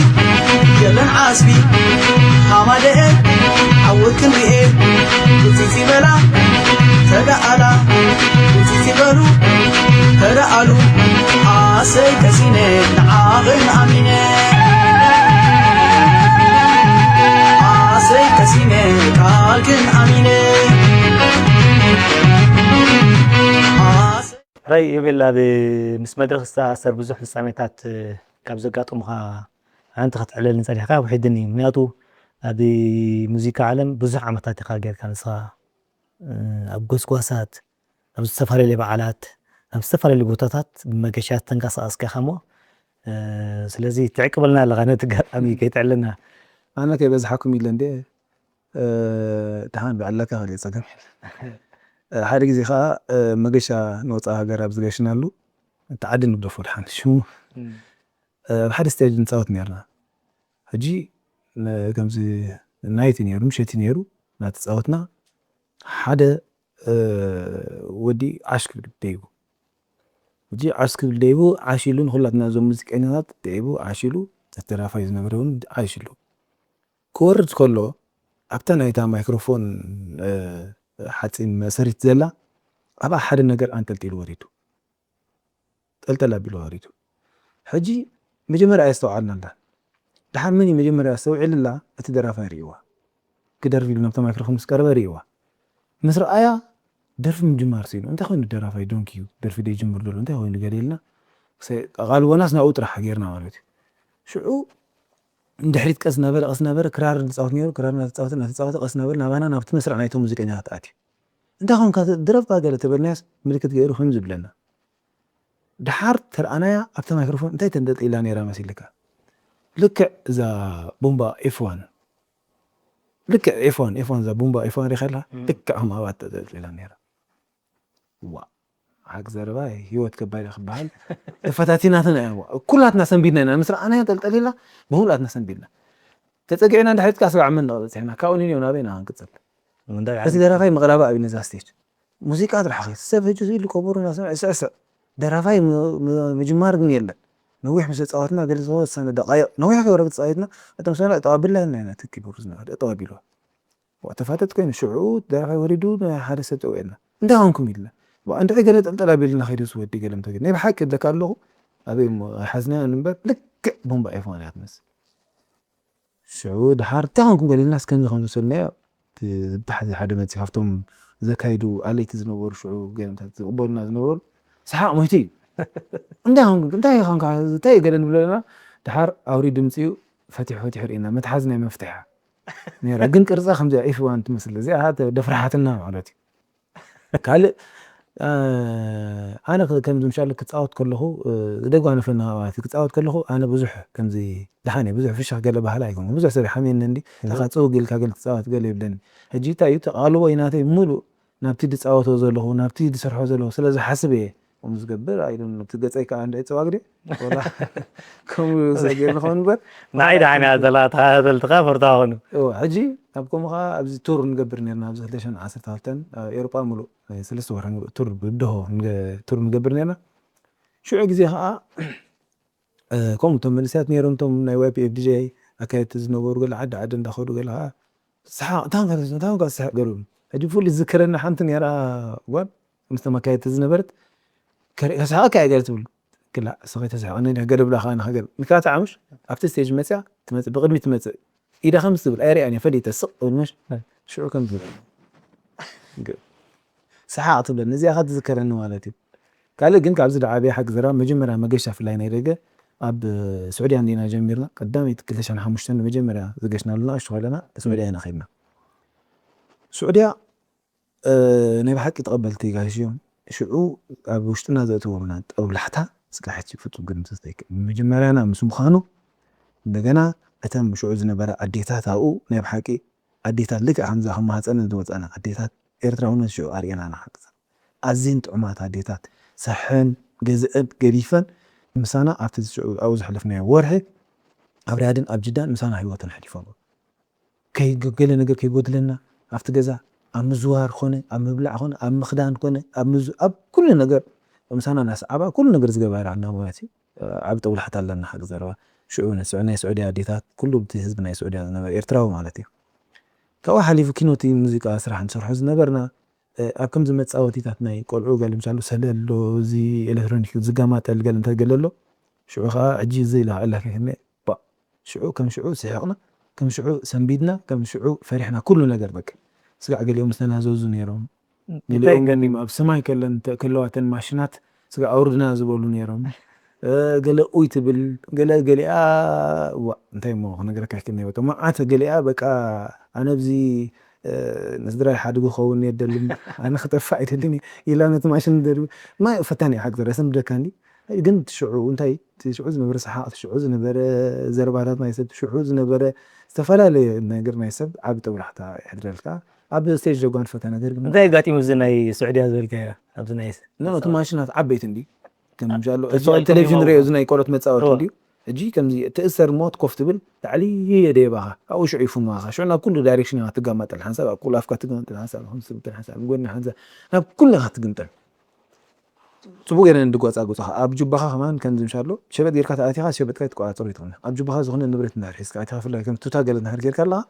ጅባኻ ዘለኹ ተጎፅጊፁ ይትወፅእ ስለዚ ምንዛዝ ኣብዚ ነይሩ ኣብዚ መዓት ንዛዜ ኢኻ ትሰምዕ እንሻላ ሕጂ ሽሞም ከይን ንዛዜኦም ከይንነግረሎም ኩሎም ሰባት መን መዓት ንዛዜ መዓት ዘረባታት ኢኻ ትሰምዕ ግን ፅቡቕ ተዘናጊዕና ፅቡቕ ተሓጒስና ፅቡቕ ኣብ ውሽጥና ፅቡቕ ነገር ሒዝና መፂና ስዑድና ማለት እዩ እጂ ኣብ ስቴጅ ዘጓንፈካ ነገር መዓት እዩ እዞም ሽዑ ዝነበሩ ነጂ ዝክርወሉ እዮም ፅቡቕ መዘከር ኢኻ ክዝክርዎ እዮም ልክዕ ናይ ግድን ክዝክርዎ እዮም ሽዑ ዝነበሩ ኩላትና መጀመርያና እዩ ነይሩ ናይ መጀመርያና ምስ ምዃኑ ከዓ ልክዕ ከምዛ ካብ በረኻን ከተማ ዝኣተው ኢና ደይንፈልጥ ኩሉ ደይንፈልጦ እዩ ስዑድያ ዝነበረ በቃ እንሻሉ ኣልሓን ተመክሮ ናይ ደገ ይነበርና ኩሉ ነገር እዩ ዘሕድሰና ነይሩ መቸም ፅቡቕ ሓሊፍና ክስር ርያ ኣብ ሳዋ ዘጋጠመትኩም ኣላ ከም ዕላል ሰሚዐ ነይረ እዚኣ እንታይ እያ ትመስል ኣብ ሳዋ እኮ 19 ዙርያ ይሓሚና እንዲያው ሓቂ ዘረባ ስጋ ሕጂ እንድሕር ዘኪርካሎም ብፍላይ 19 ዙርያ ዝነበሩ ቁሩብ ቴክስት ኣይገብሩና ኣብ ሳዋ መሬት ኢልና ኣነ ሽዑ መጀመርያ ከም ዝበልኩ 16 ዙርያ እንዲ ወዲኤ ተኣሊመይ ናብዚ መፅአ ማለት እዩ ናብዚ መፅኦም ብጉጅለ ባህል ኣሰር ኮይነ 19 ዙርያ ከዓ ካልኣይ ግዜ ንሳዋ ከይደ ንምርኢት ማለት እዩ ምስ ከድና ኣብኡ ኣብ ስቴጅ ምርኢት ምስ ጀመርና ቀዳሚት ደርፊ እያ ልክዕ ቀዳሚት ደርፊ ክንፃወት ክንጅምር ፌቨን እያ ትደርፍ ፌቨን እያ ትደርፍ ጀሚራ ክንፃወት ክንጅምርን ማይን ንፋስን ካንሲንን መፂኡ ነዛ ስቴጅ ሰብናን ኣቑሑትናን ክሓውሰናን ሓደ ኹሉ ኩላ በቃ ተሓዋዊሳ ሽዑ ኣበይ ኣሎ ኣባልካ ኣይትፈልጥ ኣበይ ኣሎ መሳርሒኻ ኣይትፈልጥ ኩሉ ነገር ሕውሱስ እዩ ኩሉ ስቴጅ ዝነበረ ናይ ሳዋ ሽዑ ሳዋ ስቴጅ ከም ዝፅላል ዓይነት ነይርዎ ሕጂ የለን ወርታ ወሪፁ ኦፕን ከምዚ ነፃ ኮይኑ ሽዑ ከም ፅላል ዓይነት ነይርዎ ኩሉ ከዓቅድ ኢሉ ተዕቕለሉ መስሎታ ንእሽተይ ፅላል ናባና መፂኡ ኩሉ ሰብ ዝነበረ ብምሉእ ዝነበረ ተምሃራይ ኣብኡ ዝነበረ ናባና መፂኡ ኣወዳቱ በሉ ኣዋልዱ ገለ ፋሕፋሕ ኢሉ ኣባል ኣበይ ኣሎ ይትፈልጥ ወይ ይፈልጥ ዝነበረ ማይ ከዓ እዚ ክብለካ ብዕላል ኖርማል ዝመስል እምበር ኣዝዩ ከቢድ ማይ ከቢድ ንፋስ ማይ ተሓዊሱ እዩ ኣበይ ኣሎ ገዛኻ ይትፈልጥ ግብ ኢሉ ፀሚት እዩ ክንደይ ሰብ ኣንፈቱ ጠፊኡ ሓዲሩ ክንደይ ሰብ ኣብቲ በረኻታት ሓዲሩ በርከ ናበይ ገፁ ከይድ ኣሎ ናብ ቦታኡ ከይስ ቤኒ ከይድ ከማን ስጋዕ ዝጠፍኦ ኮይኑ ስጋዕ ዝወግሕ ገሊኡ ዝሓደር ኣሎ ገሊኡ ክንደይ ሸኹ ዝተወግአሉ ብቲ መንገድታት ኣንፈቱ ጠፊኡ ገል ኩሉ ነገር ሕውሱ ዝለናት ሕጂ ከምኡ ዝፈልጦና 19 ዙርያ ዝነበሩ ዘይትርስዕ እታ ሸዓት ዓሰርቱ መፂኹም ዝተሓዋወስናላ ዘይትርስዕ እያ ገለ ኢሎም ዝዝክሩና እዚኣ ነራ ሳዋ ዘጓነፈትና ማለት እዩ ፅቡቕ ራይ ፅቡቕ ዝኽርታት እዩ ኩሉ እዚ እቲ ክትገልፆ ዝፀናሕኻ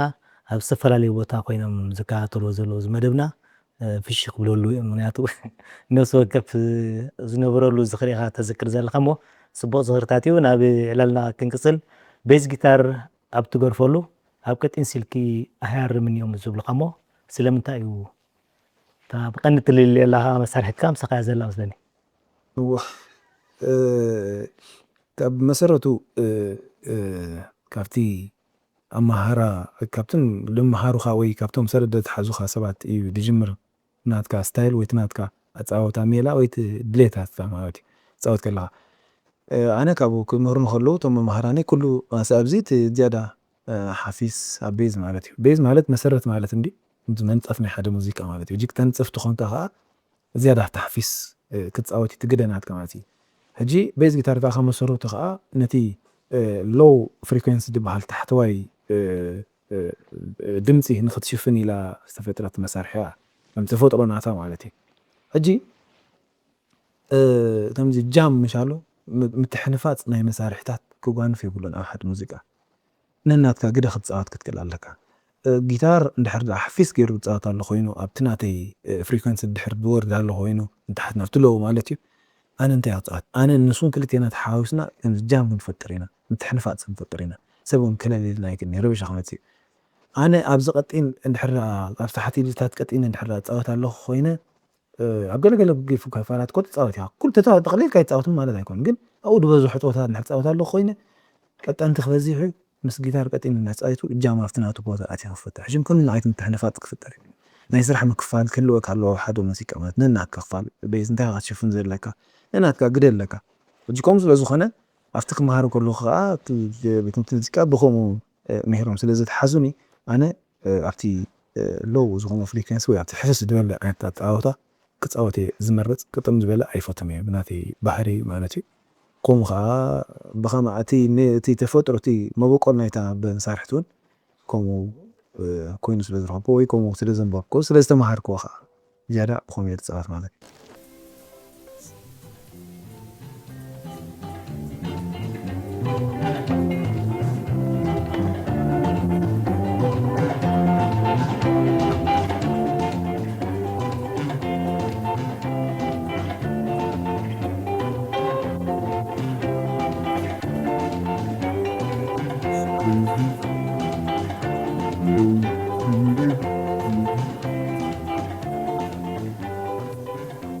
ካብ ሙዚቃ ከይወፃና ዝበዝሐ እዋን ዝፈሪ ዘሎ ደርፍታትና ኣብ ጓይላ ይዝረት ምህላው እዩ ዝዝረብ እዚ መንቀሊኡ እንታይ ትብል ከም ገዲም ሙዚቀኛ ጉጅለ ባህሊ ኣሰር መጠን ሙዚቃ ዓሚቕ ፍልጠት ኣለካ ሙዚቀኛታት ስነ ጥበባውያን መሪሕኻ ትኸይድ ምህላካ እውን ዝሓቶሲ ኣይ ትኽብደካን ኢለ ምፅያ እሞ ሕጂ ከምዚ ዓበይቲ ገምገማት ክትወስድ ከለኻ እኮ ማለት ናትካ ርእይቶኻ ትዛረብ ከምዚ ፅፁይ ዝኾነ መፅናዕቲ ገለ ዝገበርናዮ የለን ግን ኣነ ኮይኑ ዝስምዓኒ እቲ ናይ ማርኬት ዕዳጋ እዩ ዝያዳ ጓይላታት ዘብዝሖ ዘሎ ዕዳጋ እዩ በቃ እቲ ደርፍታትና ንዕዳጋ ተባሂሉ ስለ ዝስራሕ ዘሎ ኣብ ጓይላ ዝዘንበለ ኮይኑ ኣለዎ እምበር ካልእ ዝኾነ ይኹን ምክንያት ኣለዎ ኢለ ኣይሓስብን እየ ኣነ ናተይ እንትን ማለት እዩ ስለዚ ኣብ ጓይላ ጥራይ ምትሃብ እንታይ ፀገም እዩ ዘለዎ እንታይ ጉድኣት እዩ ዘሎ ፀገም መሊኡ ፀገም ምክንያቱ ከም ተቐዲምና ዝብልናዮ ሓደ ባህሊ ብሓፈሽኡ ማለት እዩ ሓንቲ ደርፊ ከይብልና ባህሊ ብሓፈሽኡ ነፀብራቕ ናይቲ ሕብረተሰብ እዩ ነፀብራቕ ምስሊ ናይቲ ሃገር እዩ ናይቶም ባህሊ ኣብ ውሽጢ ዓድኻ ዘለዉ ባህልታት ልምድታት ናይቲ ሕብረተሰብካ ብሓፈሽኡ ናይቲ ሃገርካ ምስሊ ምስሊ ናይ ኤርትራ ከዓ ጓይላ ኣይኮነን ጓይላ ጥራሕ ኣይኮነን ጓይላ ሓደ እንዲ ግን ጓይላ ጥራሕ ከዓ ኣይኮነን ፅባሕ ንግሆ ንሕና ከምሻሎ ሓላፍነታውን ከዓ ክንከውን ንክእል ኣለና በቲ ሓደ ወገን ልክዕ ከምዚ ምሻሎ ዕዳጋ ዝዓብለሎ ዓይነት ስራሕ ስለ ንሰርሕ ዘለና ኢና ሕጂ እምበር ፅባሕ ንግሆ ዘለለየና ነገር እንታይ እዩ ፅባሕ ንግሆ ሓደ ሰነድ ክንርክብ ንክእል ኣለና ጓይላ ጥራሕ ኣይኮነን እንታይ ይበሃልና ኣብ ትግርኛ መፂኻ በቲ ባህላዊ እንድሕር ከይድናዮ ማለት ካልእ ዓይነት ፀወታታት ኣለዉ ክፅወቱ ዝግብኦም ከም ባህሊ ክስነዱ ዝግብኦም ከም ባህሊ ናብቲ ወለዶታት ክሓልፉ ዝግብኦም ኣብ ኩለን እተን 9 ብሄራትና እንድሕር ከይድካ ከዓ ነናተን ዓይነት ልምድን ባህልን ኣለዎን እዚ ከዓ ኩሉ እቲ ኤርትራዊ ክፈልጦ ዘለዎ እዚ ሕጂ ዘሎ ኣይኮነን ፅባሕ ንግሆ ድሕሪ 10-20 ዓመታት ዝመፅእ ወለዶ እውን ክፈልጦ ኣለዎ ኣብዚ ግዜ እዚ ግን እንድሕር ማርኬት ዕዳጋ ዓብሊልና እንድሕር ዕዳጋ ጥራሕ ኢልና ንሰርሕ ኣለና ኮይና እዚ ኩሉ ንብሎ ዘለና እንድሕር ረሲዕና ኣለና ኮይና ኣብቲ ባህሊ ናይ ሃገርና ወይ ኣብቲ ባህሊ ናይ ሕብረተሰብና ዕንወት ኢና ንፈጥር ምክንያቱ ጋብ እዚ እንታይ ይበሃል ዕድጊ እዚ ከምዚ ነፃ ቦታ ንገድፍ ኣለና ምክንያቱ ፅባሕ ንግሆ ድሕሪ 10-20 ዓመት ዝመፅእ ወለዶና እንታይ ክመርኮስ እንታይ ክውካስ ባህሉ ክፈልጥ ልምድታት ናይ ሕብረተሰቡ ክፈልጥ እንታይ ትመስል እዛ ብሄር እዚኣ ኣብ እቲ ባህላዊ መዳያሲ እንታይ ትመስል ብሄረ ናህራ ክፈልጥ እንድሕር ኮይኑ እንታይ ትመስል ብሄረ ሕዳር ኣሻይዳ እንድሕር ክፈልጥ ኮይኑ ክውከስ እንድሕር ኮይኑ ሓደ ኣብ ደገ ዘሎ ናትና ወለዶ ወይ ናትና ዜጋ እንታይ ካብ ሕጂኮ ቴክኖሎጂ ዩቲዩብ ክዝርጋ ፅቡቅ ኣራይ ክመፀካ ዮቤል ሕጂ ከምዚ ክትብለኒ ዝፀናሕካ ገንዘብ ብዙሕ ንገንዘብ ብዙሕ ኣዲብካ ምስራሕ እዩ ስራሕትና ይሃስዮ ኣሎ ኢኻ ትብል ዘለካ ንእቶት ምስራሕ እንታይ ፀገም እዩ ዘለዎ ፅቡቅ ስራሕ ፅቡቅ እቶት ከምፅእ ኣይክእልን ድዩ ክሳታ ኣሲርካ ከምፅእ ይኽእል እንድዩ ከምፅእ ይኽእል ሕጂ መጀመርያ ዕላማ ታርጌት ናትካ ቆይ ታርጌት ቀዳማይ ዕላማን ካልኣይ ዕላማን ዝበሃል ነገር ኣሎ መጀመርያ ሕጂ ነቲ ባህሊ ኢልካ እንድሕር ሰሪሕካ እቲ ትሕዝቶ ናይቲ ባህሊ ኣብ ምንፅብራቁ ኣብ ምዕባዩ ወይ ኣብ ምብርካቱ ኣይ ምስናዱ ዝያዳ ሓላፍነት ሒዝካ ክትሰርሕ ቀዳማይ ዕላማኻ ግን ሓደ ምንጭቶት እንድሕር ኮይኑ እዚ ክንብሎ ፅናሕና ናይቲ ባህላዊ መልእክትታት ክንርስዖ ኢና ማለት ሕጂ ሓንቲ ስራሕ ሰሪሕካ ክንደይ ተእትወልካ ትሓስብ በር ሓንቲ ስራሕ ሰሪሕካ ክንደይ ጥብላሓታ ትሓስብ ሕጂ ኩሉ ንኩሉ ይኩን ኣነብብ ዝበዝሐ ብሓፈሻዊ ጀነራል ዝበዝሐ ኢና ንኸዶ ዘለና እምበር ኩሉ ማለት ኣይኮንኩን ኩሉ ክንደይ ፅፉፍ ስራሓት ክንደይ ኣዝዩ ድምስጥ ስራሓት ክንደይ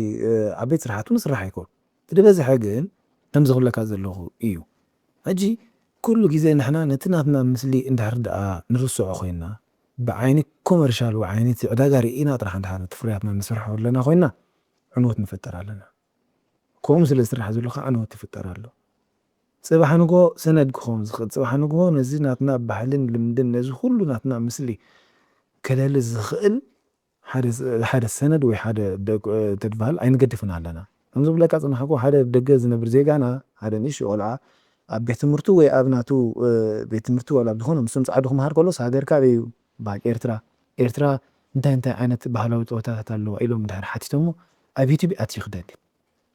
እዚ ቆልዓ እዚ ኣብ ዩቲብ ኣትዩ ደሊ ጓይላ ጥራሕ እንድሕር ዝረክብ ኣሎ ኮይኑ እዚ ባህሊ ኢሉ ድሕሪ ሂብዎምሲ እተን ካልኦት ብሄራትና ካልኦት ልምድታት ኣዝዩ ፅቡቕ ካልእ ደሎ ዝተፈላለየ ቫራይቲስ ደሎ መልክዓት ዘለዎ ባህልታትና ኸ ኣበዩ መዓስ ይክፈልጦ እዚ ቆልዓ እዚ ሓድሽ ወረስ መዓስ ይክፈልጦ ሕጂ ኣብ ከምዚ ሓቂ ዘረባ ብፍላይ ሰኒፍና ኣለና ኣነ ዝብል ኣልቦ ማለት ደፊረ ክሰርብ ሰኒፍና ኣለና ምክንያቱ ኣብ ስነድ ዘሎ ዓይነት ፍርያት ናትና ናይ ስነ ጥበባዊ ፍርያት ናትና ብፍላይ ኣብ ናትና ዓውዲ ጓይናታት ጥራሕ ንሕና ኣነ በዛ ኣነ ከም የብል ዝሓስቦ ሓላፍነታዊ ክንከውን ክእለና ክሕመና ክእል ኣለና ኣይሕመኒ ምክንያቱ ነፍርስ ኢና ዘለና كم محبر موسيقيات هلو محبر موسيقيات كسرح جوبا وي حدا نزبهلي بحلفنا زكاتات الأكل بدرجة هجر دي بدرجة تربح ذاتنا حبرة تسب ريو دمزن زكاتات السب حلفنا زوس السب كله خلاه مخنياتو لومي تمسولو ذل هجوي لا سرح لك أتنا يوتيوب شانلاتين مويلا نسرحوا دلو أنا زي كويلات أتم كاب كل عينة بهيرات وكل عينة سرحات زلو أفريت غا موالات الزير خو زلو كسرحوا أي كل زلو معاسي دا خصنا دزيد عينت ناتنا سرح دا معاسي دا بايتا قرب زناتنا عينت زغلو بهرات زغلو خالت سرح زبكا زرو سلازي كنزل زلو حدا حلفنا توسيدو بدرجة هاجر نخلو ناتنا المدتات نخلو ناتنا يدحبرت السبنا دلو ناي كلنا نجعتي بهراتنا مالتي فريات كسند نحرزيك إيدو نتصبح نقول زخوني يخون زيغانا يخون زي زيغانا ناي ارترا المدتات بالديلي وآبيتي باطناي ناي محبرة ومراخبتات دلو مرببات ديلي كرخبو زي كل كتوكيسو اتلك مثلنا خفلت له زي كل نحر كوينو بعلنا نفرس لنا اتناتنا حماته تدخلوا المدتات تدخلوا المسلوقه نفرس وطنا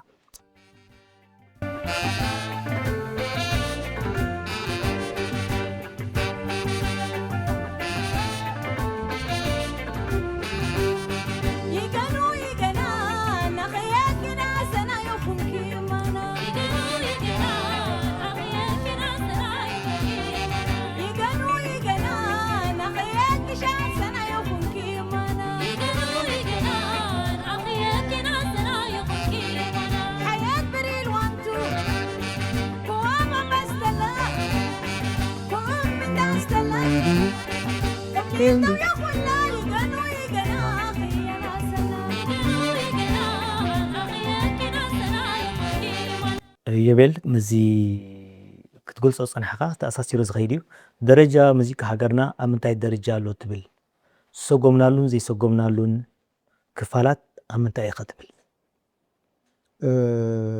حجي كان نزل درجة زي يزيد لو ختبل لكو حق ذرا دفيركا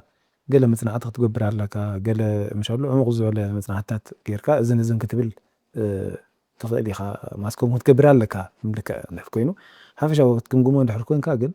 أنا تي زيادة سوقي من هالو زلنا نحنا تمزب لك أنا رح أحسب كل خندي يقدم لي اللي هو ولا أنت هكرد عني كلن بخمس خلكات أنا أحكو أتحسس بعد حسب أنا ما تذكر زخونة نجر نمثل الناس قلت كسنة زخد صباح نقول بارز زخونة صراحة حاسبنا حلف إن تويم كوينا بزعباتي ناتنا اللمدة على حبرة السبنا وذا حجرنا مثلنا حاسبنا هنسند علينا هنسرح علينا هنا بركت علينا إيه زبل أنا وناتي درجاتنا موسيقى خا أنا بتي بحلا وسرحاتنا إزريو أنا بتي زمنا وسرحاتنا إير يعني كم أنا ما أتكلم ناتي تربال نمن تحت السويت مثلنا كيف فكرة أجينا علاقو هذا موسيقى نياوي هذا نيبهالي تكال أب إيرترا نحرك أيملو نتنا إيرترا بحال زيادة خمسة بحرق أيم دولة مثلا أنا زو خفيلة بزعواني السودان بحال خمسة بحرق أكون كون خفيلة زلوا أزني إيرترا خمبر إن السودان كان تبارك والله ما يكون السودان وين بعلم كان تبارك وين عطب وين كان الهجر كان تبارك إلا يكون كنا نزلوا ናይ ዓደይ ዝያዳ ክንፀባርቕ እየ ዝብል ስለዚ ዝያዳ ከዓ ኣብቲ ናተይ ኣብ ካልእ ዘይርከብ ኣብዚ እኮ ሬጌ ኢልካ እንድሕር መፂኻ ወይ ብሉስ ኢልካ እንድሕር መፂኻ ወይ ዝኾነ ካልእ ዓይነት ፀወታት ኢልካ እኮ ማንም ፃዕዳ ክፃወቶ ይኽእል እዩ እዚ ናተይ ባህሊ ማንም ፃዕዳ ክፃወቶ ይኽእል ኣይክእልን እዩ ስለዚ ነዚ ናተይ ኣነ ከንፀባርቕ ነዚ ናተይ ከፍልጥ ክኽእል ኣለኒ ቀዳምነት ሓላፍነተይ እዚ እዩ ቀዳማይ ናተይ ዕላማ ማለት ድሕሪኡ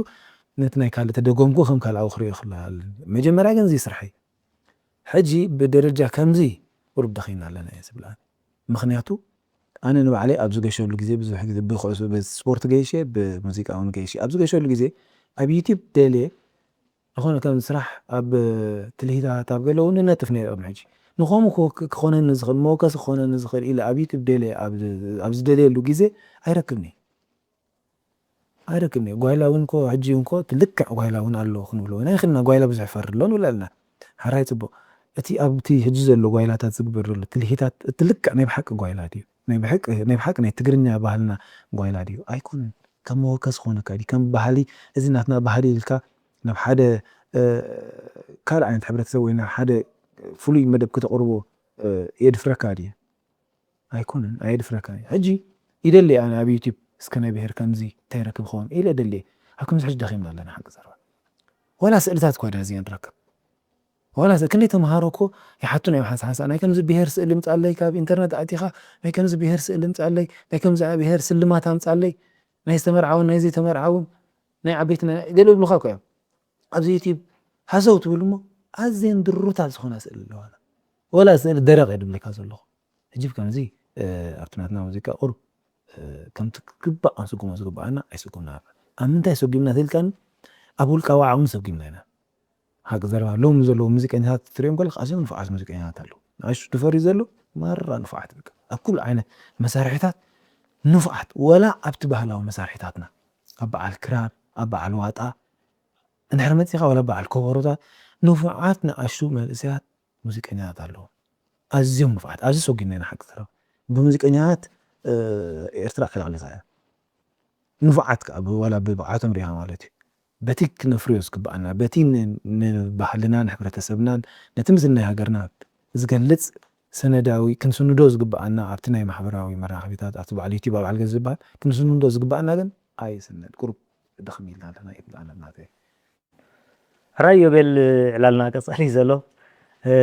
ምዕባለ ቴክኖሎጂ ኣብ ምዕባለ ሙዚቃ ሃገርና እንታይ ተራእዩ ዘሎ ምክንያቱ እስቲ ዘለሉ ኩነታት ኣሲርካ ክትገልፀኒ ኢኻ ሞ ደመቕፀልቲ እዚ ቴክኖሎጂ ኩሉ ግዜ በትልክዕ መብቅዑ ንሕዳ ተጠቒምካሉ ኣዝዩ ኣገዳሲ እንዲ ፅቡቕ ነገር ምዕባለ ይህበካ እንዲ በቲ ሓደ ወገን ከዓ የዕንወካ እዩ ክልቲኡ ሕጂ እቲ ኣገዳስነት ቴክኖሎጂ ነቲ ናትካ ፍርያትካ ወይ ነቲ ምስልኻ ነቲ ናትካ ኩሉ ነገር ፍርያትካ ናብ ዓለም ንኽተቕርብ ንኽተላሊ ኩሉ ነገር እዩ ዝሕግዘካ ብዘይግቡእ እንድሕር ተጠቒምካሉ ከዓ የዕንወካ የበላሽወካ ማለት እዩ ነዚ ሕጂ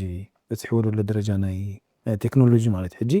በየን ትጥቀመሉ ክትፈልጥ ኣለካ ማለት እዩ በየናይ ትጥቀመሉ ዜርና ናበይና ክንመፅእ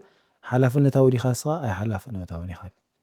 ሓደ ዘይ ሓላፍነታዊ ሰብ ኣብ ቴክኖሎጂ ኣትዩ ሎሚ ድሌቱ ክገብር ይኽእል ክዕንወካ ክእል በቲ ባህላዊ ብጎኑ ክንሪኦ ማለት እዩ ሓደ ሓላፍነታዊ ሰብ ከዓ በቲ ቴክኖሎጂ ተጠቒሙ ከዓ ነቲ ናትካ ስራሓትን ነቲ ናትካ ዝተፈላለዩ ፍርያትን ከዓ ኣዝዩ ዝዓበየ ነገር ከዓ ክብፅሕ ይኽእል ሕጂ ቴክኖሎጂ በየን ትጥቀመሉ ወይ ብኸመይ ኣረዳድኣ ብኸመይ ኣተሓሳስባ ትጥቀመሉ እቲ ቀንዲ ሕመረት እምበር ክልቲኡ ፋልሲ ኣለዎ ኢለ ይሓስብ ኣነ ኣትጓል ጋሽ ባርካ ላለየ ሞትወከ ኾይ ነበር ባርካ ምሕዳረየ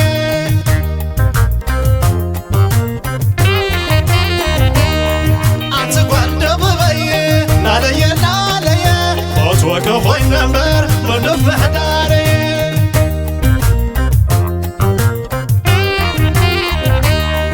ኣትጓል ደንከለየ ላለየ ሞትወከ ኾይ ነበር ኣሰብ ምሕዳረየ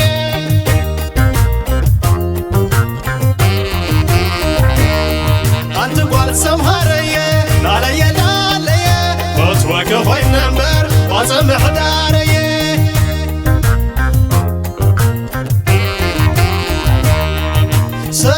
ሰስኑ ሽሕን ዋልታርኮ حري صبق حساباتي زمنت زولو يبل قرص زل خمالتيو لك عنتي زلنا كل كونتات نتقنزران زجلسن نعوز حبرنا حسابات تقرب زلغامو مس ممسا يوتيوبين في لايكا زي artificial intelligence سب سرح بلهن بلو زواز مج زلو كليتيوم يوتيوبين عين درجة موسيقى هاجرنا زور زول هاسيان زبر كتو زولن بفولي مزت كل صنع خمالتي كم زخم لك أنا حكم اليوتيوب تبغى نجاري بتبغى نسرح له سب معناته كل نجار كاتسن دولو كل إنترنت كاتفرط أولو ناب كل عالم بحثر من قد تراخبوا لي يوتيوب كانت فيديوهات كنت سيزون حجي هذا بوزيتيف زرد أو بوزيتيف سرح أو أنت أتحسبنا سرح حنزل له سب زي أزي أربحي مخنياتو كلام إحنا بسيدي ويون بخاصيت جينا فرياتنا نبازح نيرنا سكع كنديك الطاف نيرو أزي دونجي نيرو نعم بلشوا تقولوا أزيو عبيو ناب كل عالم ورون تبصحو جزية وسد أزيو بقربات تبصحي تغنى هجي جن إذا عينتنا يتيب مين اسمتاو ميلا منسو تبوي كلطف كل عالم بس حلقة بغادي يجونا سبكري أخير إذن هي artificial intelligence تبل كيخا كلتا نجاري هذا بتحرق نريو خلنا ندحر لا بتلكع من قدي artificial intelligence كوز ما جاب كاين ديو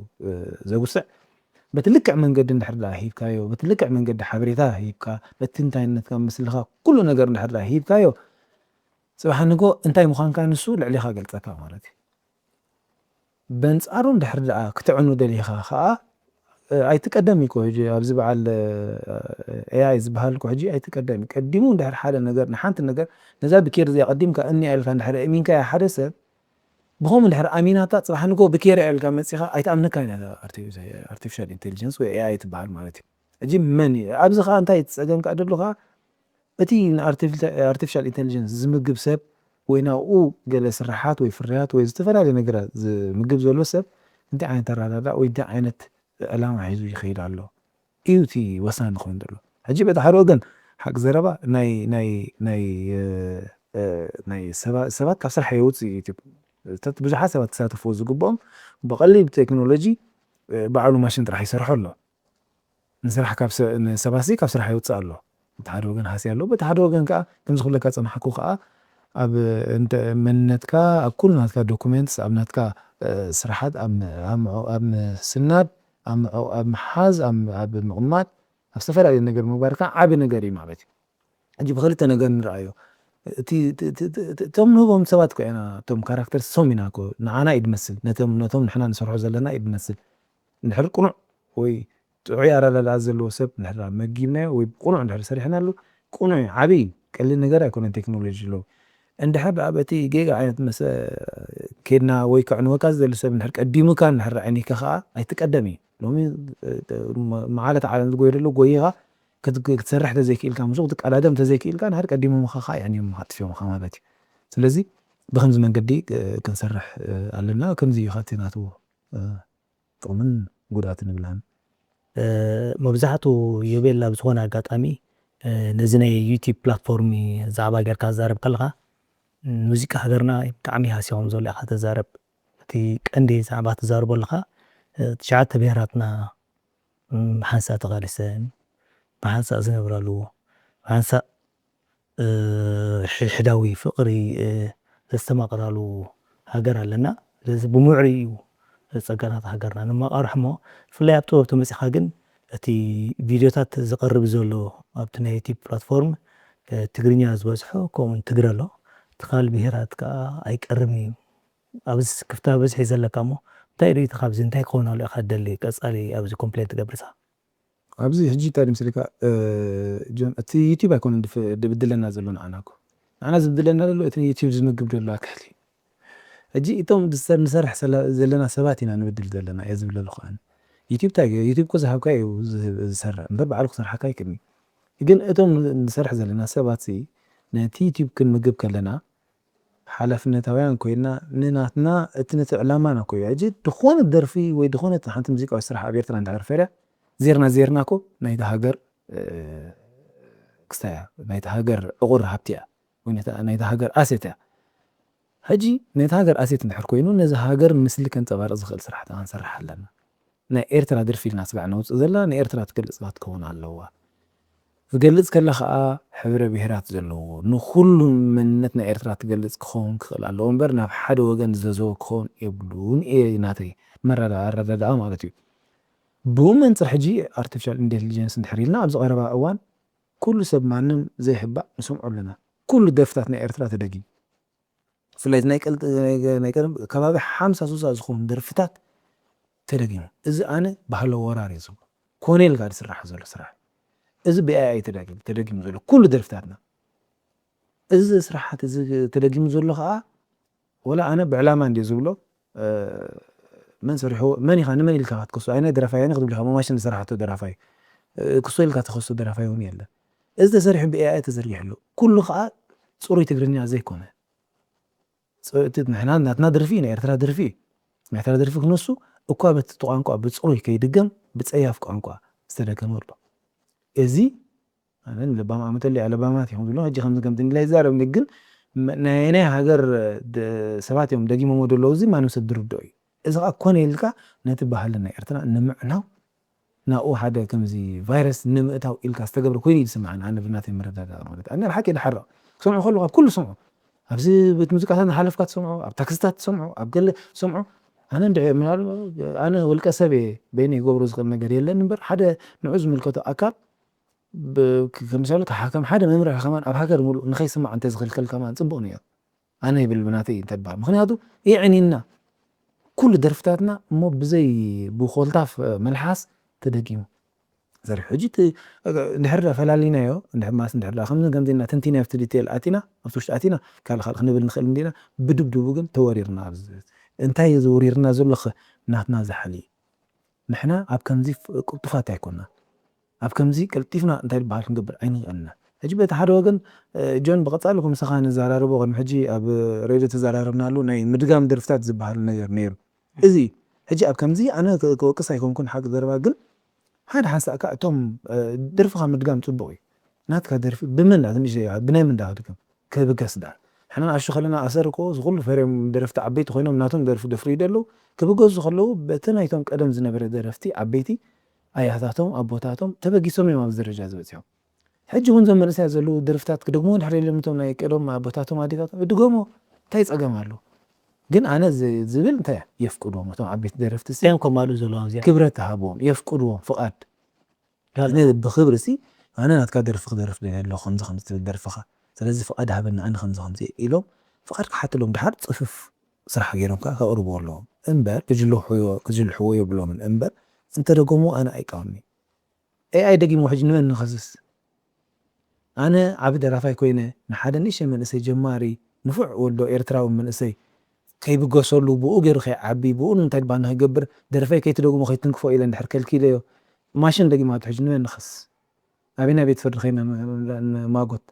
هجي حاونا ودنا نشتي من ناتنا ولو أنت دقومو ده حشنا ويس ماشين AI بتصيف من حس أنت دقومو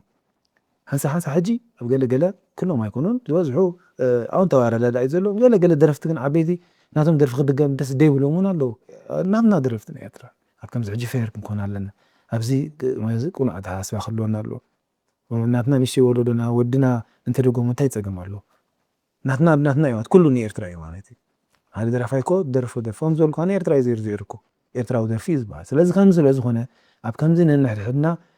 كنا عقفنا نحن كنا كاتم عشنا كم عبيت خبرهم علوم تم عبيت خانة تم عايشتو أنت تبغى سوت درفتاتهم تبغى من عرض ترديهم كعبي كل لهم أمبر أبينا بيتفرد خيرنا نكون كسول نخيل يتفرد يلا قال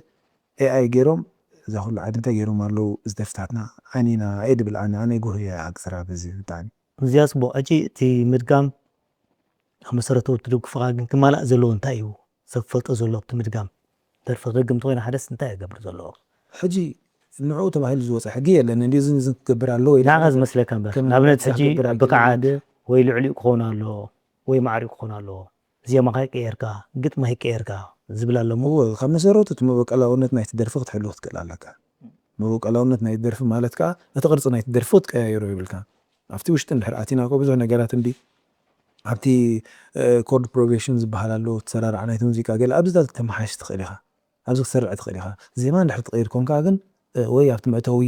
ወይ ኣብ ማእከል ናይ ገለ ናይ ሶሎ ናይ መሳርሒታት ኣብ መእተዊ ገለ ከምዚ ክላይማክስ ዳይናሚክስ ገለ ክትገብር ገለ ነገር ክትቀይር ትኽእል ኢኻ ኣብቲ ዜማ እቲ ትሕዝቶ ዘለዎ ዜማ ኣቲኻ ግን ዜማ ክትቀይር ደርፊ ሓድሽ ትሰርሕ ኣለኻ ማለት እዩ እጂ ኣብ ኮምፒተር ክተነኽፍ የብልካን መወቀላውነት ናይቲ ደርፊ ክትሕልዎ ትክእል ኣለካ ማለት እዩ ንሕና ኣብዚ ጉጅለ ክንሰርሕ ከለና ቀዳመይቲ ደርፊ ክንደግም ኢልና እንድሕር ሓሲብና መጀመርያ መወቀላውነት ክሕሉ ኣለዎ ኢና ነታ ደርፊ ምስላ ከይጠፍእ ኢና ንሕልዋ ድሕርና ሽዑ እቲ ውሽጣዊ ቀመማቐመም ንበሎ ክመቓቐር ዘለዎ ነገራት ከዓ ኣብኡ ከዓ ንሰርሕ ማለት እዩ ኣብቲ ኢንስትሩሜንቴሽን ክፋል ናይ መሳርሒታት ኣብ ገለ ከዓ ንሰርሕ ብከምዚ መንገዲ ከዓ መወቀላ ከየጥፍአት ብኸመይ ጌራ ፀቢቓ ዘመናዊ ዓይነት ምዕቡል ዝኾነ ኣተሃራርማ ተሃሪማ ተፀዊታ ማለት እዩ ናብ ህዝቢ ተቕርብ ንሓስብ ሕጂ እዚ መጀመርያ መወቀላውነት ከጥፍእ የብሉ ደርፊ ምስሊ ክጠፍእ የብሉ እታ ደርፊ እዚ ወይ እዚኣ ደርፊ ናይ መን እያ ወዲ ኢልና ስጋዕ ንገግያ ክትከውን ክእል የብላ ገለ ከምኡ ጠቕሊላ ዝወፀት ትገብርዋ ኣብዚ እንደገና ሽዑ ነቲ መወቀላዊ ናታ ዘፍረያ ሰብ ከዓ ክብሪ ክንቦ ንክእል ኣለና በርካ ኣፍሪዋ እዩ ናቱ ሓሳብ ናቱ ውልቃዊ እንታይ ድበሃል እዩ ናቱ ውልቃዊ ሃብቲ እያ ስለዚ ንዕኡ ከዓ ክብሪ ሂብናኻ እዚኣ ከምዚኣ ትብል ደርፍኻ ኣነ ከምዚኣ ክደርፋ ኣለኒ ክደልየ ኣለኹ ክደርፋ እሞ ፍቓድ ሃበኒ ኢልና ብክብሪ ከዓ ነኽብሮ ንክእል ንሶም ካብቶም ዓበይቲ ደረፍትና ከዓ ብቑኑዕ ብኣወንታዊ ተረዲኦም ከዓ ነቶም ዓበይቲ ነቶም ባናሽቱ ወለዶ ከተባብዑ ከፍቅሩሎም ከዓ ፅቡቅ እዩ ግን ከመይ ሰሪሖማ ምስ ሰሪሕዋ እስከስምዑና ሰብ ስራሕ ከመይ ኣለኹም ኢሎም ይዓግብሉ ድዮም ይዓግብሉንቲ ስራሕ ተሰሪሑ ደሎ ርእይቶ ክህብዎ እዮም እቶም መወቀላውያን ደረፍቲ ማለት እዩ እንተኾነ ግን ንዖም ነቶም ንኣሽ ወለዶ እንተተባብዕናሉ ወይ እንተሰርሕዎ እውን ሕማቕ እዩ ኢለ ኣነ ይሓስብ ፅቡቅ እዚኣ እውን ምሳኻ ሰማዕ ይብል ምክንያቱ ከም ውፅኢትካ ንሪኦ ኣለና ቴክኖሎጂ ዝገብሮ ዘሎ ሕጂ ስለዚ ፅቡቅ ሓሳብ እዩ ሕቶታትና ኣቕፃሪ ዘሎ ካብኡ ኣይወፃናን ኣብ ሃገርና ዝፈርዩ ዘለዉ ደርፍታት ንባህልን ስነ ምግባርን ሃገርና ዘንፀባርቑ ኮይኖም ዶ ይስርሑ ኣለዉ ትብል ወፍቲ ቀዲምና ጎብትን ክፍፅም ኣቢልና ፀኒሕና እዚኣ ኣለዉ ዝንፀባረቑ ኣለዉ ብልከ ዘይክሓዱ ልክዕ ኣለዉ ግን ዘንፀባርቑ እውን በጮቕ ካብ ምባል ኣይገደፍናን ዘለና ገለገለ ሓቂ ዘረባ የሕፍረካ እዩ ገለገለ ደርፍታት ገለገለ ክሊፕስ ፍላይ ብፍላይ እቲ ክሊፕ ክትሪኦ ከለኻስ ምስ ኣዴኻ ወይ ምስ ዕብይ ዝበሉ ሰባት ኣብ ገዛ ኮንካ ክትሪኦ ከለኻስ ብሕፍረካ ክሊፕ ትርኢ ማሲ ቁሩብ ንስኻ እውን ክሳይ ትኸውን ድንን ትብል ገለገለ መሻሎ ኣብ ክትሰርሕ ከለኻ ገለ እውን ዋላ ኣብቲ ኣውድዮ ደርፍታት እውን ናይ ድምፂ ደርፍታት እውን ሓሳሓሳ ኣብዘን ናይ ህዝቢ መጓዓዝያታት ክትከይድ ከለኻ ኣነ ከምኡ ኣነ ብነፍሰይ ዲኹም ኮይነ ዋላ ስኩፍ ዲ ኮይነ ዋላ ክርዳእኒ ክንገል ኣብ ኣውቶቡስ ክዲብ ወይ ሚኒባስ ገለ ክዲብ ከለኹ ኣብ ታክሲ ከምዚ ምሻሎ ክትጥቀመሉ ዓይነት ቃላት ኣብቲ ደርፊ ብፍላይ ፅቡቕ ተዘይሉ ወይ ምልክዕ እንተዘይሉ ወይ ጥበብ ተዘይሓዊስናሉ ብደረቑ ዝድርበ ገለገለ ቃላት ፈላይ የሰክፈካ የፍራሕ ከምዚ ንዓይ ሙዚቀኛ ከሉ ምዃኑ ኩሉ ሰብ ዝፈልጠኒ ዘሎ ሞ ብዓዙ ከዓ ምሰርሕዎ ዘሎ ዝብለኒ ኮይኑ ይስማዕ ንኣብነት ሰብ ሕጂ ገለገለ ኣብ ከምኡሲ ቁሩብ ምሻሎ ክሳብ ክንገብር ክንክእል ኣለና እየ ዝብል ግን ፅቡቕ ስራሓት ኣሎ ብዙሕ ስራሓት ገለገለ ከዓ ከም ዝብለካ ከዓ ገለ ውፅእ ድብል ከዓ ይሰኣን ፅቡቅ ራይ እንዳዛዘመና ኢና ንኸይድ ዘለና ይብል ከም ሙዚቀኛ ኣብ ሃገርና ተድንቑ ሙዚቀኛ ሞዴለይ ትብሎ መን እዩ ኣነ ዘድንቆ ሙዚቀኛ ቀዳማይ ጥብራሕታ እንዲ መምህረይ ላይነ ብላታ ዘድንቆ ኣዝዩ ንፉዕ ሙዚቀኛ እዩ ሕጂ ላይነ ብላታ ክብል ከለኹ ሰብ ምናልባት ኣይፈልጦ ንኸውን ከም ሰብ ኣነ ስለ ዝፈልጦ ኣብቲ ሙዚቁ ኣነ ስለ ዝፈልጦ ተዓቕሙ ኣነ መምህረይ ከዓ ስለ ዝነበረ ብቐረባ ይፈልጦ እየ ዝዝክርዎ ንዕዘሎም ግን ኣብ የማነ ባርያ ዝፃወተሉ ብቴሌቭዥን ኤርትራ ዝደርፈሉ ኣብኡ ቤዝ ጊታር ሒዙ ፀሊም ሌዘር ዝገበረ እዩ ላይነ ብላታ ዝበሃል ንክዝክሮ ሰብ ኢለ ኣነ ንዕየ ዘድንቕ ንዕየ ዝፈቱ ንዕየ ዘድንቕ ኣብታ መሳርሒተይ ብፍላይ ንዓይ ዝዕግድ በቃ ንፉዕ ሰብ ኢለ ተሓስቦ ካብ ድምፃውያን ድምፃውያን ከስብሓና እዩ ሓደ ተተባሂልካ ሓንቲ መልሲ ምላስ እያ ሞ መን ትብል ሕጂ እንታይ ድዩ ኣብቲ ናትና ዓውዲ ዝተፈላለየ ሸነኻት እዩ ዘሎ ብኩሉ ሸነኻት ትሪኦ ማሲ በቲ ባህላዊ ዓይነት ኣደራርፋ ኣለዎ በቲ ዘመናዊ ዓይነት ኣደራርፋ ኣለዎ በቲ ናይ ሰውራዊ ደርፊ ድመፁ ኣለዉ በቲ ናይ ፍቕራዊ ደርፊ ድመፁ ኣለዉ በብናቶም ዓውዲ እቲ ዓውድታት ትፈላለየ ብገለገሊ በጂ በብናቶም ዓውዲ ትፈላለዮም ኢኻ ኣነ ግን ከምዚ ሓደ መን መኽብል ሓደ እዚ ክብሎ ዝኽእል ከምዚ ክብለካ ይክድኒ ሓቂ ዘረባ ግን ዘይከሓት ኣነ ናይ ሰውራ ደረፍቲ ብምልኦም ካብ መጀመርያ ስጋዕ መጨረሻ ኣዝየ ዘድንቖም ዝለዓለ ክብሪ እዩ ዘለኒ ገለ ዓይነት ስምዒት ዘለ ኣብ ውሽጠይ ናይ ሰውራ ደርፊ ክሰምዕ ኣብ ዝሰምዓሉ ጅምር ኣብ ዘበለሉ ንዓይ ዝስምዓኒ ስምዒት ኣነ ጥራሕ ትፈልጦ ፅቡቅ ዘድንቖም ዝፈትዎም ደርፍታት ንሱ እዩ ንዖም እቶም ደረፍቲ ከዓ ኣዝየ የኽብሮም ኣዝየ ይፈትዎም ማለት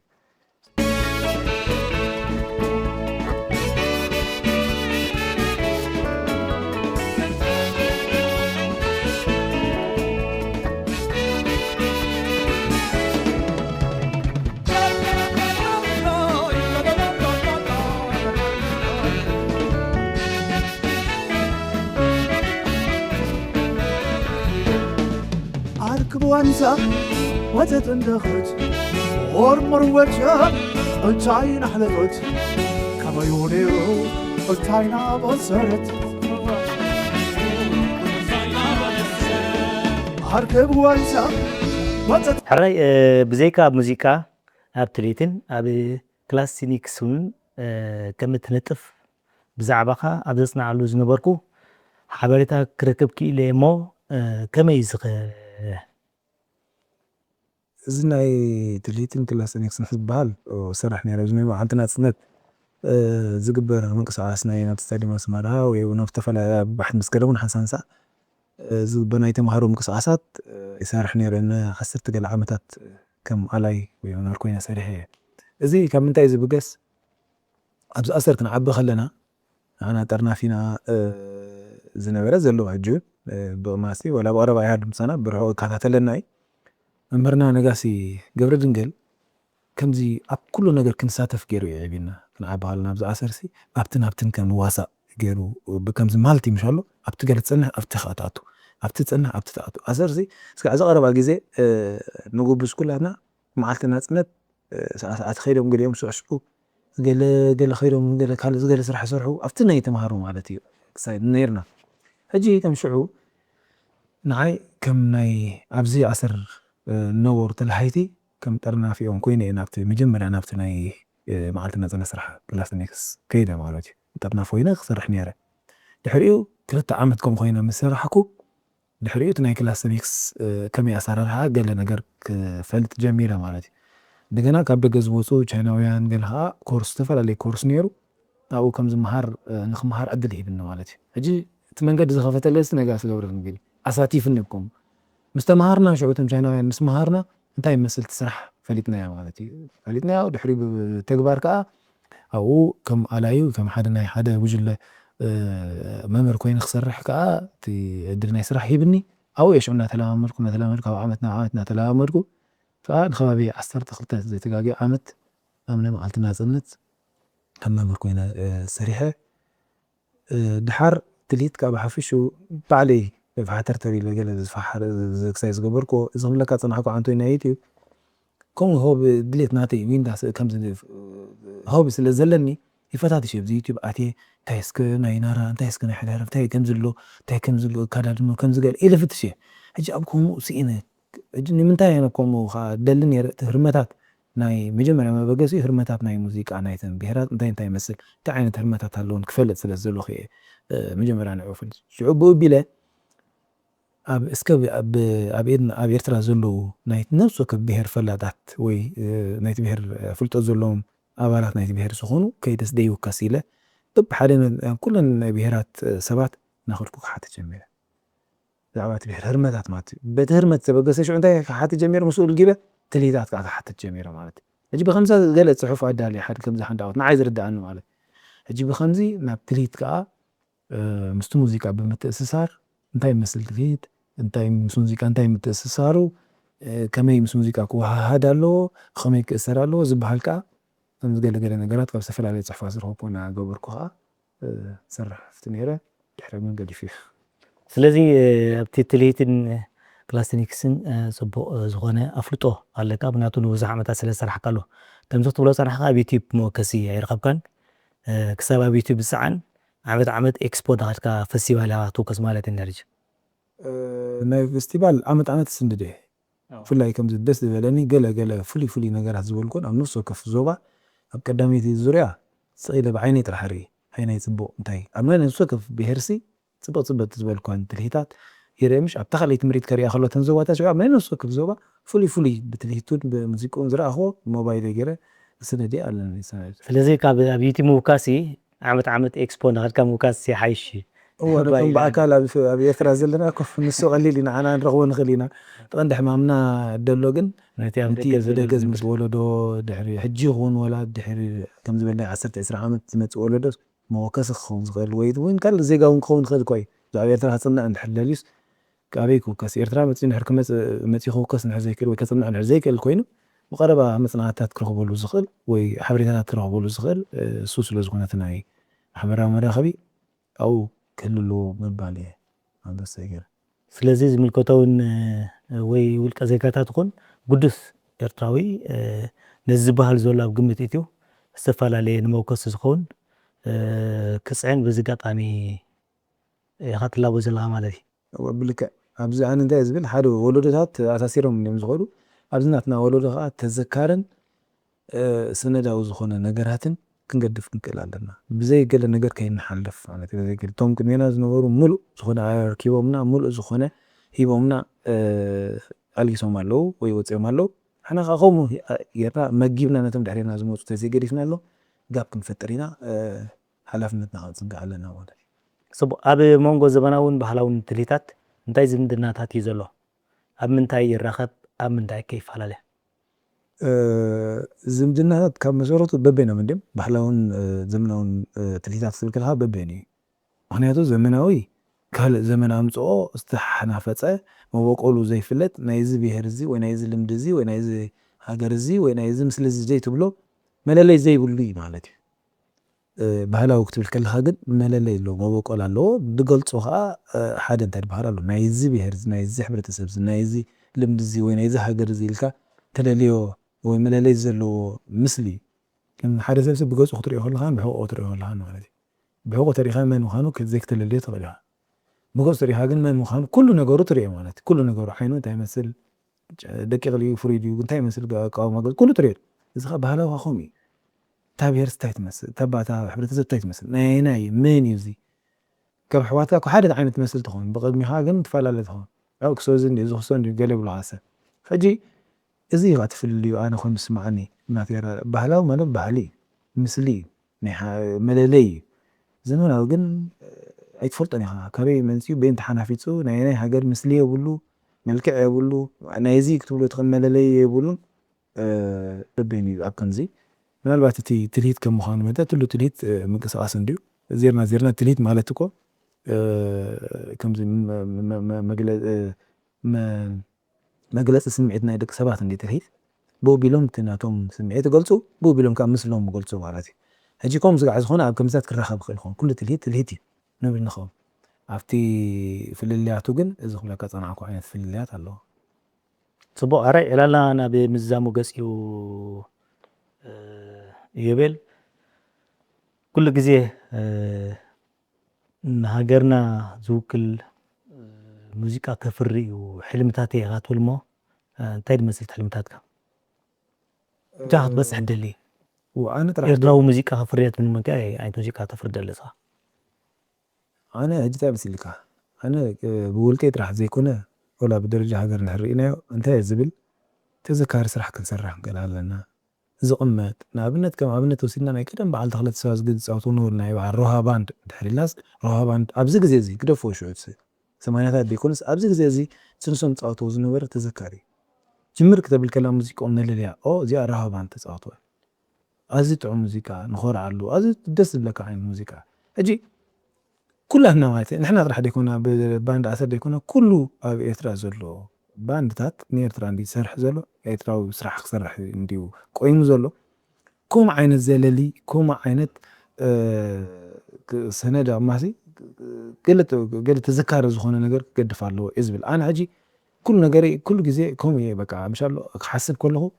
ማስበቲ ዝተፈላለዩ ሕፅረታት ክህሉ ይኽእል ናይ ግዜ ሕፅረታት ክህሉ ይኽእል ናይ ዝተፈላለዩ ነገራት ሕፅረታት ክህሉ ይኽእል ኣይ ክኸውን ኣይከኣልን በይነ ይጓዓበ ኣይክእልኒ ሓቂ ዘረባ ግን ኣነ እንታይ ዝብል ኩሉ ግዜ ክንሰርሕ ከለና ከም ጥበባውያን መጠን ሓላፍነታውያን ክንከውን ክእል ኣለና ብስነት ዝተርፍ ዓይነት ስራሕ ፅባሕ ንግሆ እዚ ኢልና ክንዘክሮ ንኽእል ብዝከር ስነ ጥበባዊ ስራሕ ንእዋኑ ዝሓልፍ ዘይኮነስ ተዘካሪ ንዘለኣለም ዝኸይድ ቀደም ደርፍታት ከም ዝብለካ ጥንዓም ናይ ሜዳ ደርፍታት ስጋ ሕጂ ይሰርሕ ኣሎ ስጋ ሕጂ ይሰርሕ ኣሎ ለዚ ናይ በዓል ሮሃ ባንድ ንብሎ ፅናሕና ዋላ ናይ በዓል ማታ ኣብሎ ናይ ቀደም እስኪ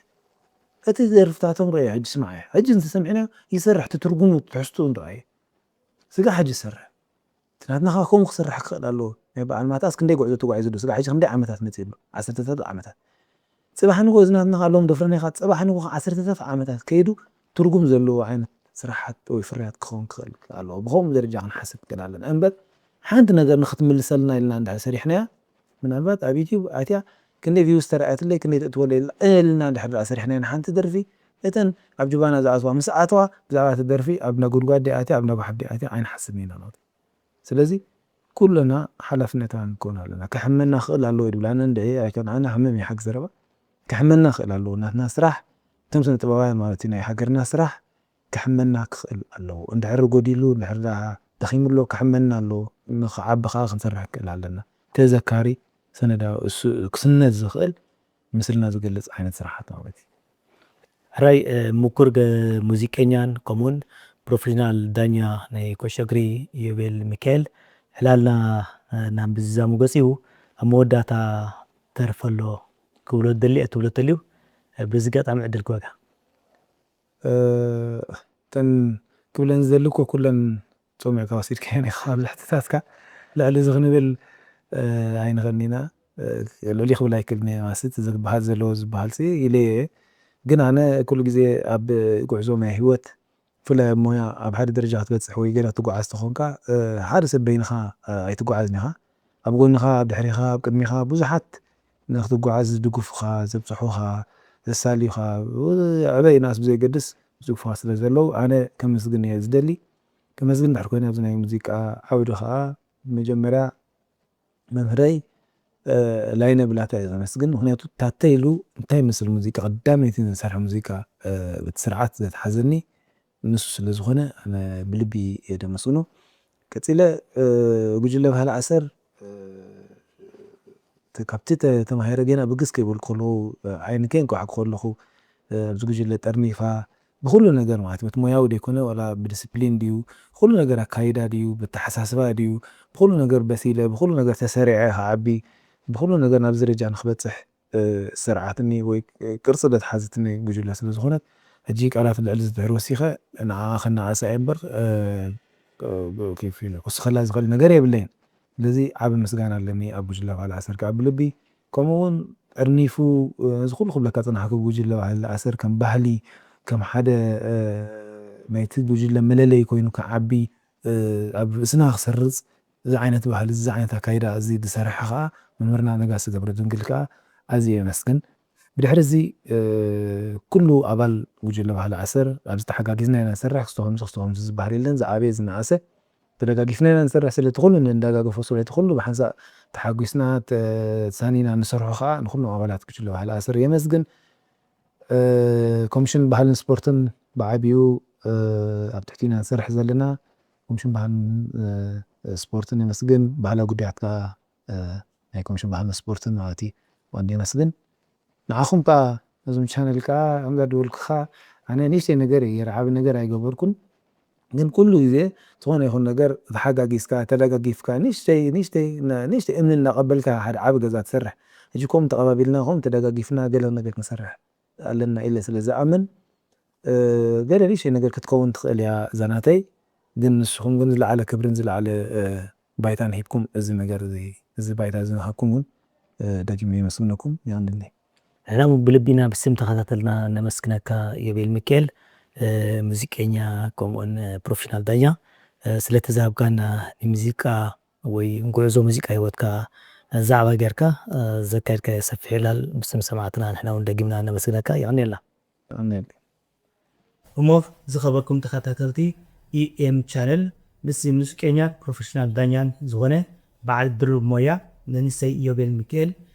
ሞያ ሙዚቃ ዝህስ ትሕዝቶ ዘካየድናዮ ዕላል ቀዳማይ ክፋሉ እዚ ክትከታተልዎ ፀኒሕኩም ነይሩ ነዚ መቐፀልታ ማለት እዩ ካልኣይ ክፋሉ ክህልወና እዩ ኣብ ካልኣይ ክፋል የራኽበና ዝተሰናይ